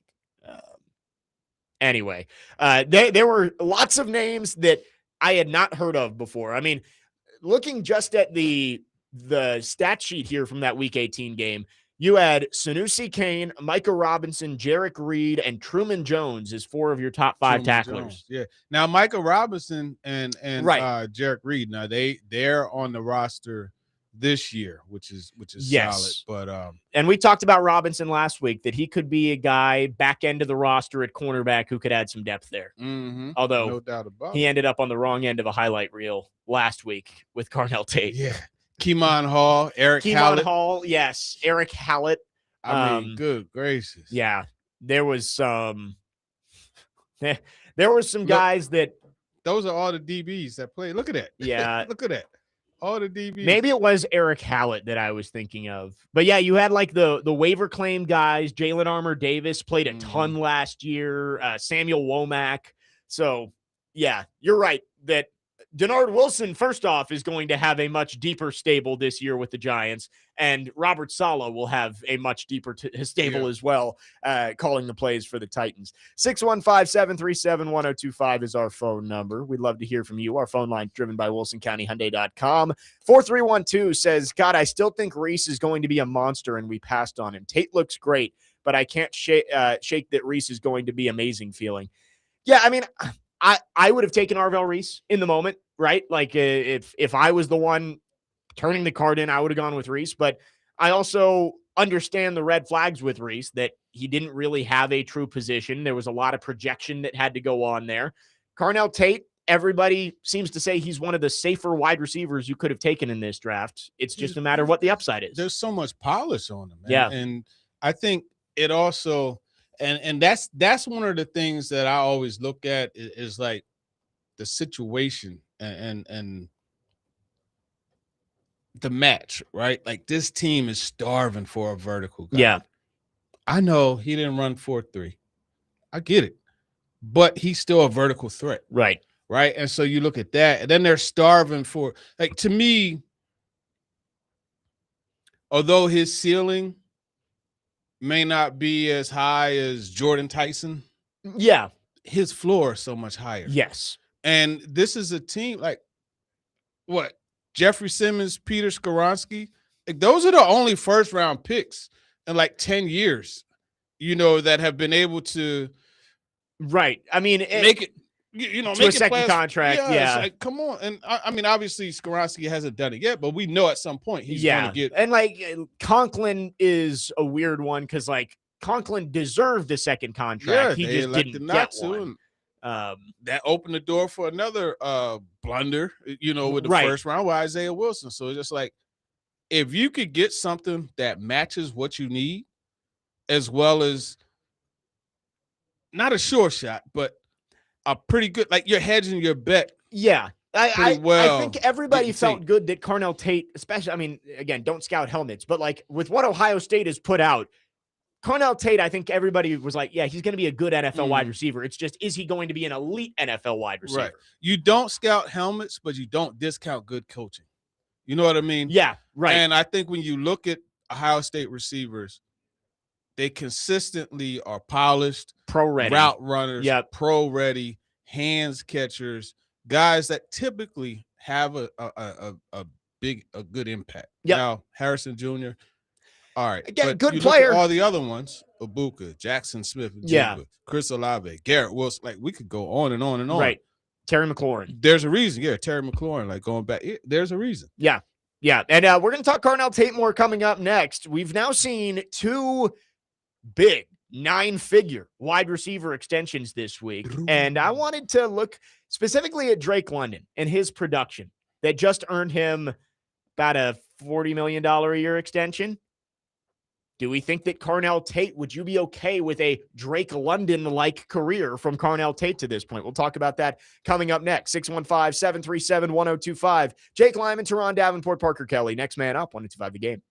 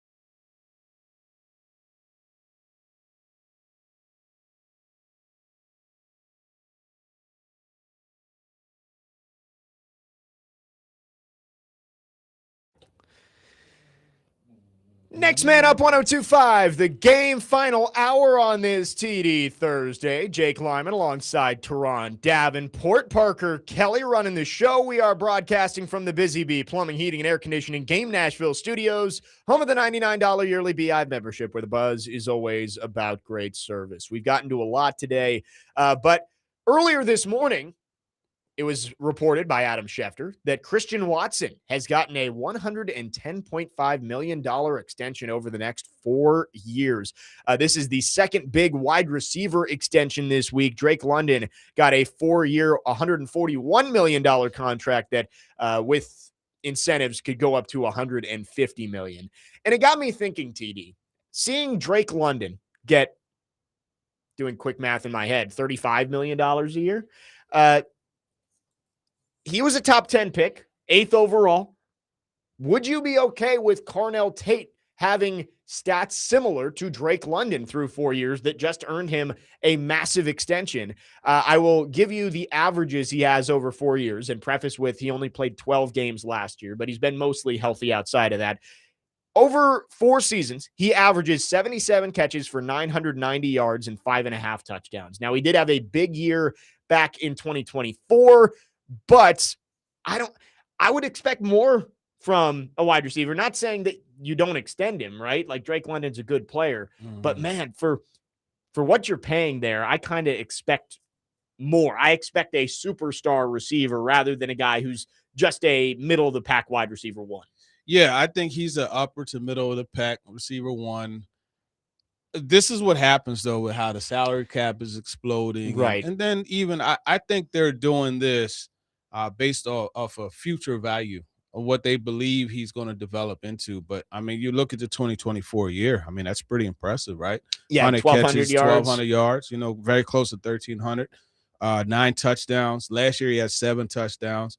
I mean, I would venture to say he would have gotten close to that, at least the yards and touchdowns last year had he been healthy the whole season. So I get what they're doing here. Right. They're paying an ascending player. Yeah. And it's almost like you almost have to do it because you can't let him walk. Right. So I understand. It's just, I mean, I guess it's just, you're right. It's the way the salary cap is going. Those numbers are jarring for like, you're like, man, Drake London's getting $150 million.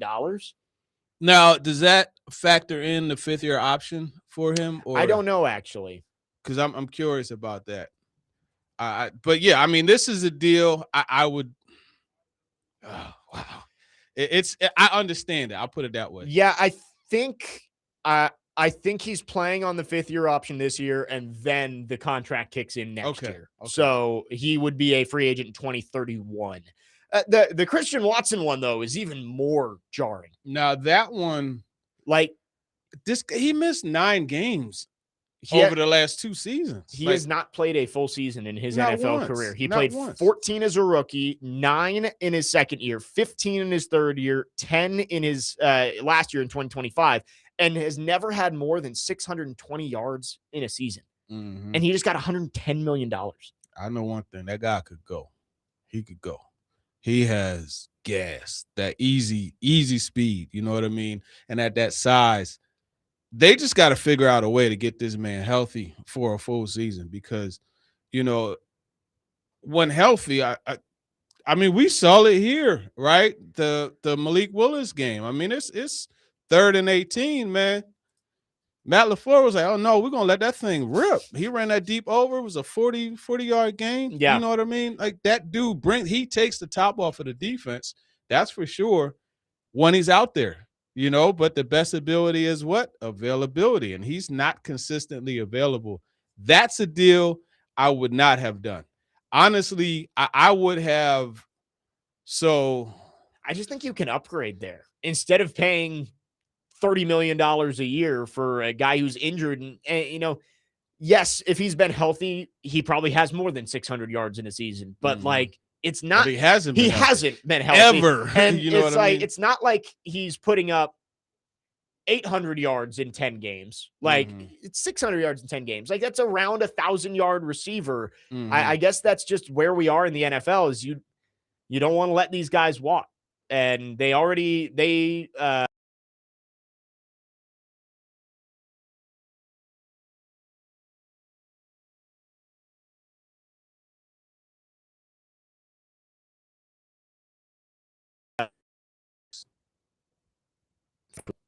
that other receiver is. I want to say it starts with a J. Jaden Reed. Jaden Reed. Yeah. So they brought him back, but man, $110 million for Christian Watson. See, my thing is this.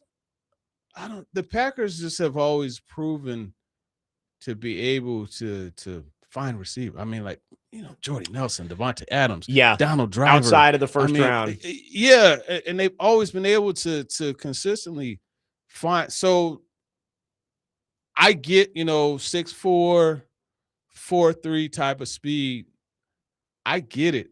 But this isn't a team that has struggled to find productive receivers. Yeah. So for them to pay this much, I mean, they clearly know something we don't.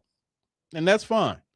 But it surprises me. I would have thought that deal would have come in a little bit lower, honestly. But hey, I mean, they made it happen. And because you got Matthew Golden, who I think is going to explode. You know what I mean? I think he's going to have a good. I had him in my fantasy. I thought for sure that he was going to.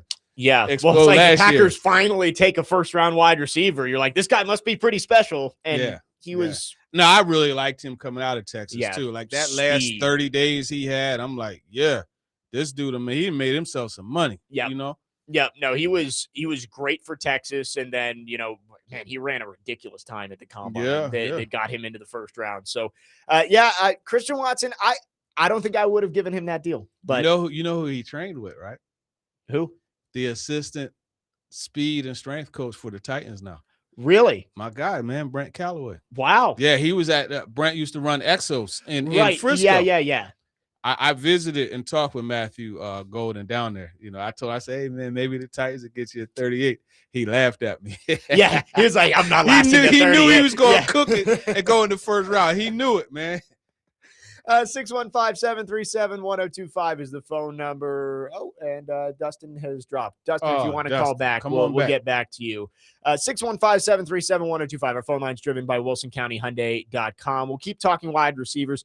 Now, with Drake London, good player, but if you're a Titans fan out there, would you be okay with Carnell Tate having Drake London-like stats for the next 4 years? Would you say that is worthwhile for the investment that you put in? We'll talk about it coming up next. 615-737-1025. Jake Lyman, Turron Davenport, Parker Kelly. Next man up, 1025 The Game.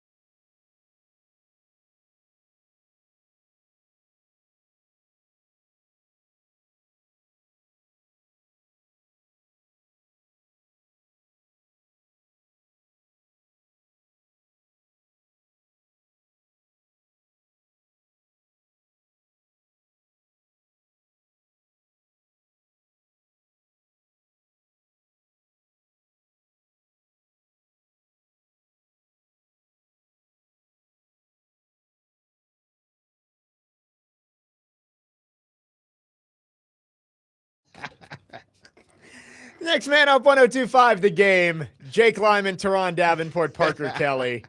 TD, Parker said to me during the break, he goes, you know, sometimes you just got to go with the one that's staring you in the face. And they was staring him in the face. The easy answer is the right answer sometimes. Can't outthink the room sometimes. Right. You know? Right. Sometimes you just think yourself into knots. Well done, Parker. He man, his outfits used to crack me up, man. Ice, baby. We're talking about Carnell Tate and the Titans.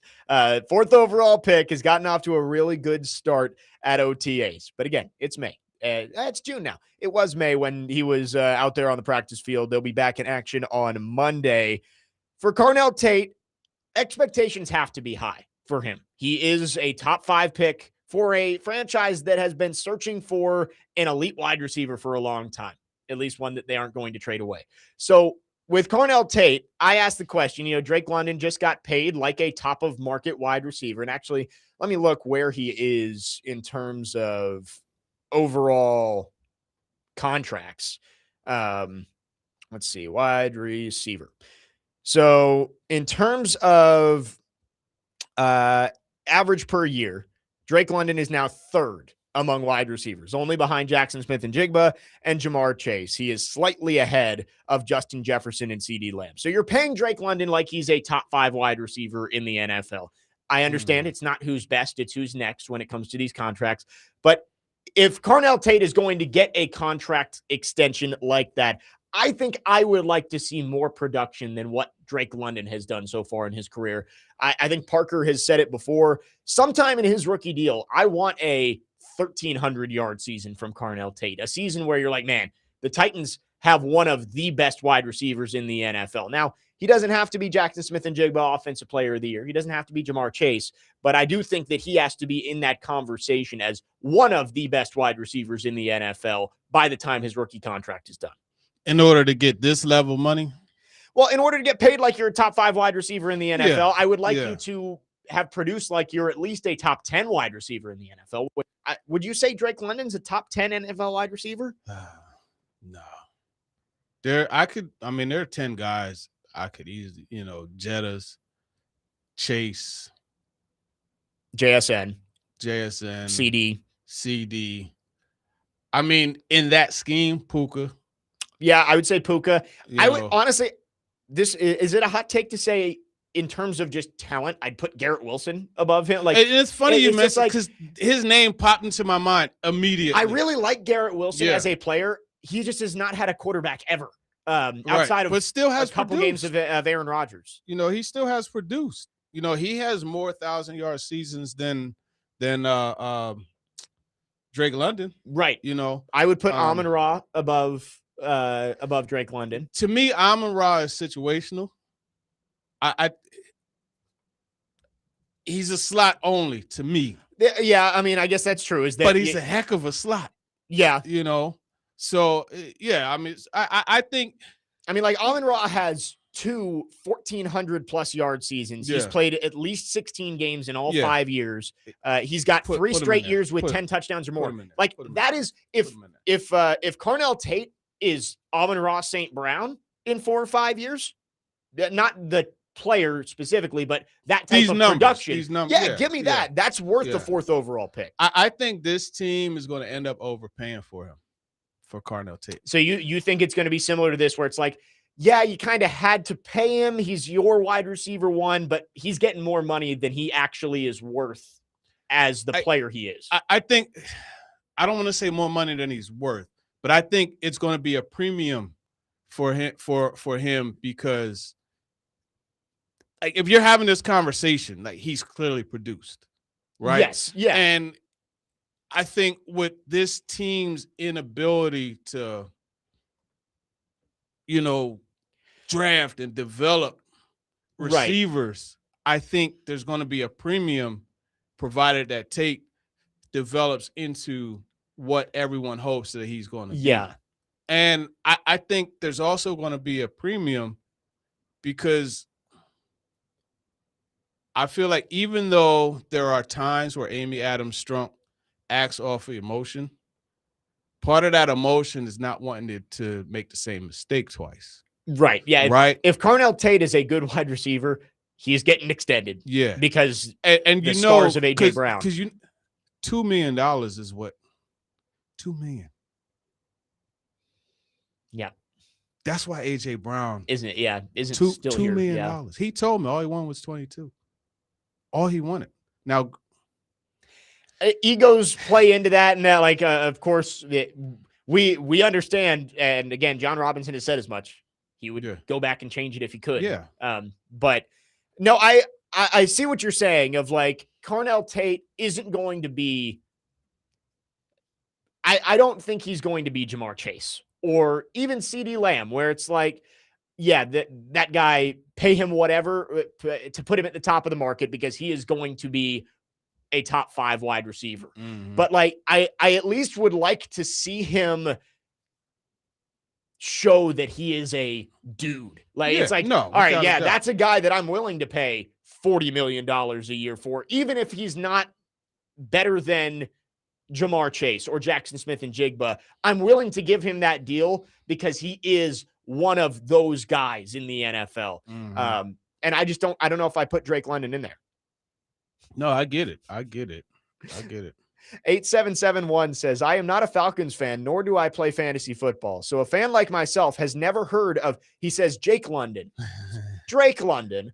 He says that contract sounds absolutely insane to me. And that's Drake London is a very good football player. I would say that he is a top 15 wide receiver in the NFL. I don't think there's an argument that could be made against that. I think he is a top 15 wide receiver in the NFL, but it's like, man, $35 million a year. I know it's just the going rate right now of, he's not getting $42 million like Jackson Smith and Jigba just got, but he's going to get close to top of market money because his contract is up. Mm-hmm. But man, I would much rather have my top 5 pick in the draft be, and I know like Amon-Ra St. Brown was a 4th round pick, but have that type of production. Do you take Jalen Waddle over him? Ooh, that's a good question. You look at now, granted, it was 2022, but 1,356 yards. He hasn't had 1,000 yards since 23, but I'd put them in a similar bucket. Yeah, I think they're a similar bucket. Like DK's getting paid $33 million a year. Like that's probably too much. Terry McLaurin's getting 32, like very good player. I get it. It's just the going rate. And like, it's, I totally understand that you don't really have a choice when Drake London has had a season like he did 2 years ago. Right. Mm-hmm. But I would hope that Carnell Tate has a better rookie contract than we've seen from Drake London. Now, if he does have that, he's going to get extended, right? You're averaging close to 1,000 yards a year. You're going to get extended. Mm-hmm. I'd like more from that if you're picking a guy 4th overall. Yeah, no, I get it. 615-737-1025 is our phone number. If you want to text or call, our phone line's driven by WilsonCountyHyundai.com. We'll take your thoughts. There was another contract extension that came down that shocked me the other day, and I think TD, you might know what I'm talking about. We'll get into that coming up next, and much more. Got 2 more segments, 30 more minutes here on the program. Jake Lyman, Turron Davenport, Parker Kelly. Next man up, 102.5 The Game.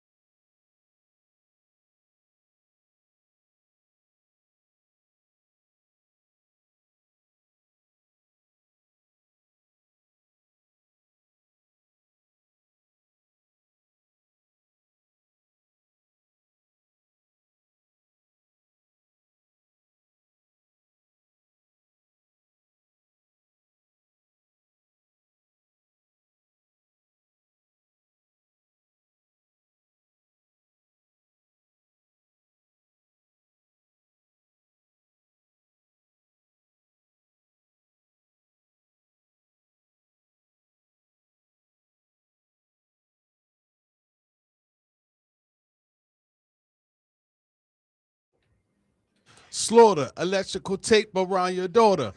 New school used to burn. This was Parker's last chance. Because 11:45, of course, is spoken for. Woo, I was scared. You got a little tense over there, TD. I was scared. I always say, TD, just little pause. Parker. I was scared. Hey, that right there, man, that Who Shot You is one of the best songs ever made. Man, that song, you talk about like Get Hype. Man, oh my God. B.I.G. was in his bag when he made that. That right there, that's my favorite B.I.G. song ever. I love that song, man. That Who Shot You. That was when they had the LA and New York beef, East Coast, West Coast beef. He went to LA and he performed that in LA. Wow. And this was after Pop got shot. Yeah. He performed Who Shot You? Man. Salute, man. B.I.G., one of the best ever. And salute to Parker for making sure he played the clean version there. Yeah. One of the best songs ever. That's what he said. I was mid-flow. I said, oh. Because that other word that he substituted for people, that people substituted for. Yeah, you might need me. Like, if you're ever worried, just say, Jake, start talking. Like, talk over it. Shoot, I didn't know what to do. Next man up on 025 The Game. We got a couple more segments with TD here. We're talking big extensions this week. There's been a lot of deals that have come down across the NFL, and one of them just stunned me on Tuesday. Nick Herbig got $100 million from the Steelers. And I think it's 42 guaranteed or something like that. So it's probably more of a 2-year deal that's structured like a 4-year deal. He has 16.5 sacks in 3 years. He's averaging what Jalen Harrell had last year, 5.5 sacks a year. He got $25 million a year. It's out of control. What was it, Omar Khan, right? That's he over there throwing that money, man. Whew. $100 million is like, let's look at that deal, man. Yeah, I mean, we need to look at that. The edge market is just out of control with the money that's being spent. It's second only to quarterbacks now because you got Will Anderson getting $50 million a year, Micah Parsons getting 46, but Nick Herbig is now the 14th highest paid pass rusher in the NFL, just behind Nick Bonito. 42 guaranteed. They haven't broken down the full, like how. Yeah, let me look. It might be on his spot. Yeah, they don't have the actual numbers yet on his Spot Track page, but Nick Herbig getting $25 million a year is just insane to me. But I mean, I guess it's just, again, we're talking about the wide receivers. It's what you have to pay to keep these guys. But it tells me a couple of things. Again, first, the edge market is just completely out of control with the way the salary cap is rising and the value that's being placed on these pass rushers. And also, TJ Watt, probably not long for Pittsburgh. Which is wild to me. Alex Highsmith has a big deal also. So they got 3 edges with. Right. I didn't even think about that too. Yeah. TJ Watt, his cap hit is $42 million each of the next 2 years. You can't cut him, but I wouldn't be shocked if maybe he got traded. Because again, yeah, you're right. Alex Highsmith is getting $17 million a year. So for 3 pass rushers, the Steelers are now paying an average annual value of $83 million, which is like a 30-year salary cap, quarter of your salary cap. That's, it's a lot. TJ Watt, he had an injury, right? Was it a bicep? Pretty much since his year where he tied Strahan's sack record, he's been injured. Mm-hmm. Let's see. Last year, he did play 14 games last year. Had 7 sacks. 11.5 the year before. I guess in 2023, he was fully healthy and he had 19 sacks. So he's had good years, but he has not been healthy completely over the last 3 or 4 seasons. He is going to turn 32 this year. So, it's out of control, and getting Nick Herbig getting $25 million, but they're not going to be able to keep all of them. I guess the advantage the Steelers do have, though, is they don't have a quarterback they're having to pay a ton. Like Rodgers getting $22 million this year, but he's a 1-year deal. He'll be off the books after next season. And then you've got Will Howard and Drew Aller on rookie deals. So they have the opportunity to pay TJ Watt $42 million and DK Metcalf $31 and Alex Highsmith and Jalen Ramsey. Like, all these guys are getting paid, but man, the buck's going to stop at some point, right? So Highsmith is a free agent after next season. He's under contract this year and next year he'll be 30. I wonder, a team like the Eagles or somebody, I could see them acquiring TJ Watt. Yeah, I think even though they just got Grenard, I get it. The Steelers could still get something for TJ Watt at 32 years old. Like, I doubt you're getting. You think you get a first-round pick for TJ Watt? I don't think so at this point with that contract and his age and the injuries. But I do think that you could get a day 2 pick for TJ Watt, and I think for the Steelers that might be more valuable than what he's going to bring to them at that number. I mean, they typically draft well, so yeah. They just extended Darnell Washington too. Yeah. He got like 4 years, $42 million. Yeah. And that's right on time too, because he just revealed that he's having a baby boy. Yeah. So. Yeah. For the Titans, Skoronski's the big extension that gets talked about. Do you think Simmons gets extended this year? He's kind of due for one. It would be smart to do it to get ahead of it. You know what I mean? I think it would be smart to get ahead of it, and because I really feel that he's going to have a big year. He's under contract through next year, through 2027. So if you're going to extend him, it kind of has to be soon. You could get it done next summer, but once he hits the field for training camp in 2027, he's not going to sign an extension at that point. He's just going to play it out. So, and I don't think it sets like a crazy precedent or anything like that. I think, it's a reasonable situation where it's like, okay, I got a coach who I know is going to maximize you. So let's go ahead and get this done. You want to be here. We want you here. Let's get it done. I think that makes sense. And also it sends a message to the locker room too, because I mean, if you look at this, Borgonzi hasn't done a deal with an existing Titan that was already, you know what I mean? Yeah, right. They did Hooker last year. Oh yeah, I forgot about that. Yeah, they snuck the Hooker. It was like they snuck that. It was like 2 days before the season started. Yeah, they snuck that one in. Yeah, I remember in Denver. They did that. Yeah, deal. It was Friday or it might have even been Saturday before the Denver game. Saturday before the game. So he did get that one done. I look up and down this roster. It's Simmons and it's Skoronski are the only two that I look at and say, yeah, you probably need to get those done. Mm-hmm. Elsewhere, you got a lot of free agents you brought in this season. You've got a lot of young guys who are still proving their worth, but definitely aren't there yet. I mean, I guess Cedric Gray, probably after this year, you might be looking to extend him if you think that he's part of your future core. But outside of that, you're still waiting on J.C. Latham, still waiting on, obviously, the rest of that class too. So I would be surprised if Peter Skoronski doesn't get done this offseason. I definitely think it would make sense for them to get something done with Jeffrey Simmons too. Mm-hmm. No, I agree 100%.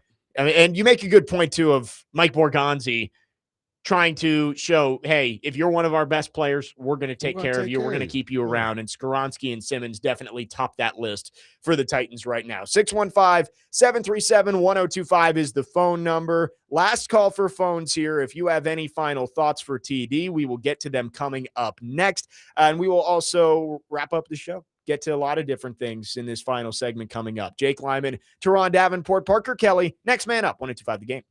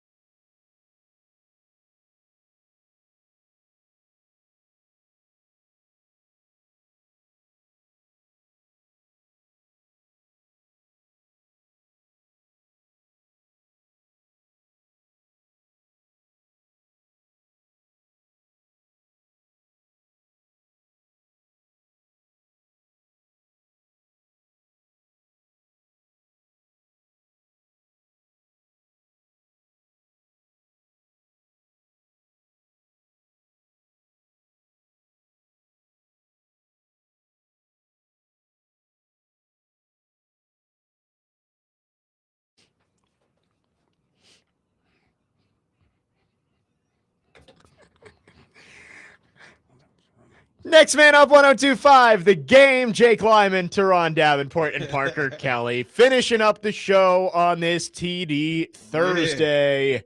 It's been a busy week around the NFL.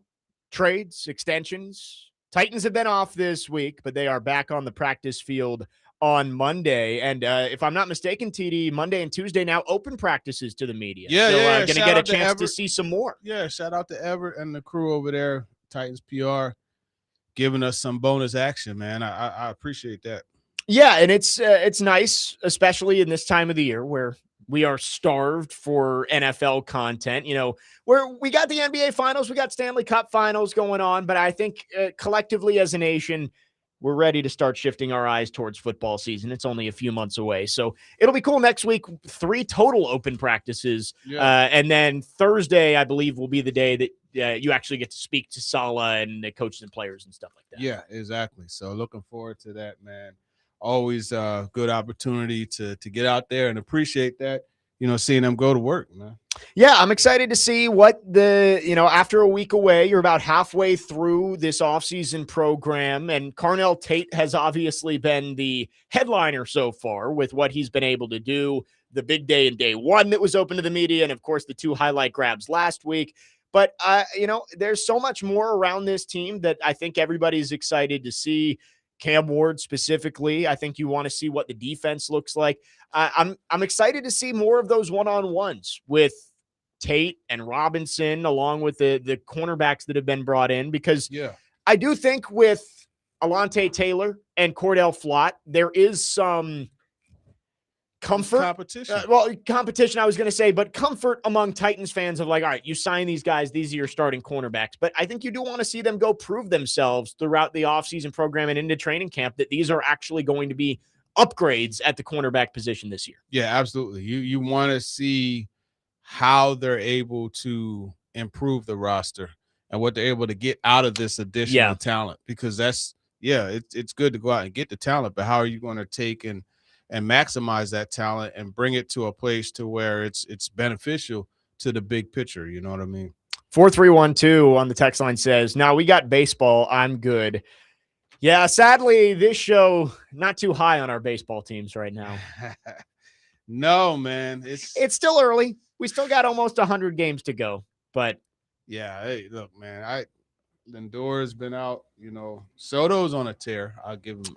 I'll say that. But yeah, it's been less than spectacular for my Mets. It's just not fun having a bad baseball team. Like having a bad football team, I think you can deal with, because the NFL, it's like, all right, well, even when your team is bad, you get to watch on Sundays, and you might have a fantasy football team or whatever, or like the national storylines of the NFL are so much bigger. But it's like when you have a bad baseball team, it becomes hard to focus on baseball as a whole because you're not engrossed in it every single day. Yeah, exactly. So I mean, it's the what you could take solace in is that, hey, they have a lot of games, but well, right, which is fun when your team is good. It's like every day I get to go watch my team play, and it's like they're competing for something. But you get to June and your team is 11 games out of the division. It's like, man. It's tough sledding. Am I supposed to turn this on and watch for 3 hours every single day? We've also, again, we still have the NBA Finals, Stanley Cup Finals. TD, I don't know how much you're paying attention to the hockey, but how about the Preds bringing in a new GM yesterday, Chris McFarland? Yeah, I saw they brought in a new GM. It's funny. We were talking. I did ESPN Radio a couple weeks ago, and we were talking to I forget who it was, but one of my questions was like, what's taking the Preds so long?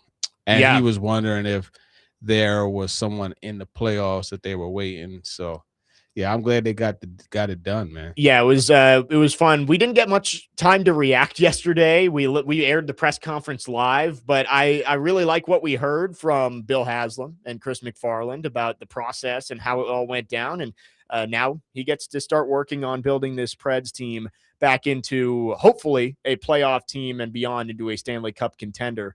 Have you watched any of the hockey lately with the Stanley Cup playoffs? No, I didn't catch any of the games. It was a good game 1. We got game 2 tonight in Raleigh. It's, in my mind, it's a must win for Carolina. We saw in the Western Conference Finals where Vegas went up 2-0 in Colorado, and it felt like things just got away from them when they went back home to Vegas. So I think for the Hurricanes tonight, they've got to win. They got to defend home ice and get back to Vegas with an even series. And same could be said in the NBA Finals with San Antonio. I would not want to go into Madison Square Garden down 2-0. So tomorrow's game, even bigger. The Vegas is interesting, though, because, I mean, this is a team that fired the coach.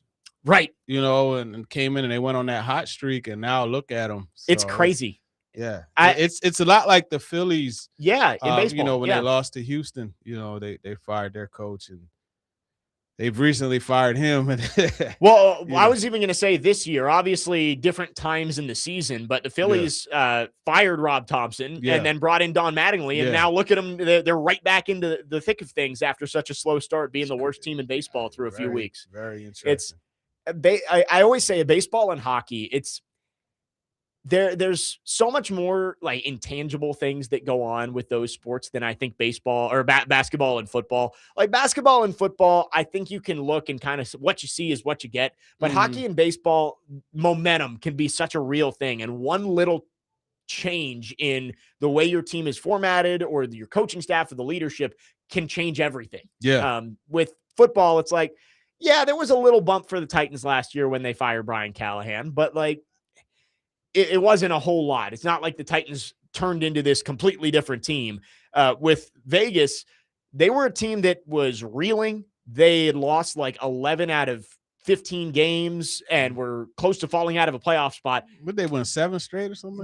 They fired the head coach, and I think won their last 5 games of the regular season, and now they've won. Yeah, they swept Colorado, who is the President's Trophy winner, and now up 1-0 on Carolina. It's crazy. I mean, 4-3-1-2 makes the good point of Vegas as an organization just makes no sense with how they succeed, being 9 years old and already playing in their 3rd Stanley Cup final. Right. Spoiled. I mean, it's the way they formatted the expansion draft made it easier for them, but to go to the Stanley Cup Finals in year 1, win it a few years later, and now back here in 2026, up 1-0 on Carolina in Raleigh. Been a fun show today. Lots to get into with the NFL. Kind of rare for a June week to have so much NFL news, but when Myles Garrett gets traded out of the blue, gives you plenty of content for the week. Exactly. It gives you plenty of content, plenty to talk about. And A.J. Brown getting traded too, that gives a lot to talk about. And it's just, this is what the NFL does, right? They find a way. It's a year-long reality show to make it continuously interesting. 24/7, 365. And next week, we'll have plenty more Titans content as well. I mentioned multiple open practices next week. So excited to see the team back out there on the field next week. And we will have TD back again. Excited for it. Thanks for coming in, TD. Always a blast. Let's go. Appreciate it, man. Thanks for having me. Thank you all for listening. Parker with the great music selections. Parker killed it today. Couldn't be better. That wraps it up for us today. Tomorrow we are back 9 a.m. We will have Connor Newt with us and wrap up the week for you. But coming up next, Chase and Big Joe are coming up. Don't go anywhere. You're listening to 102.5 The Game.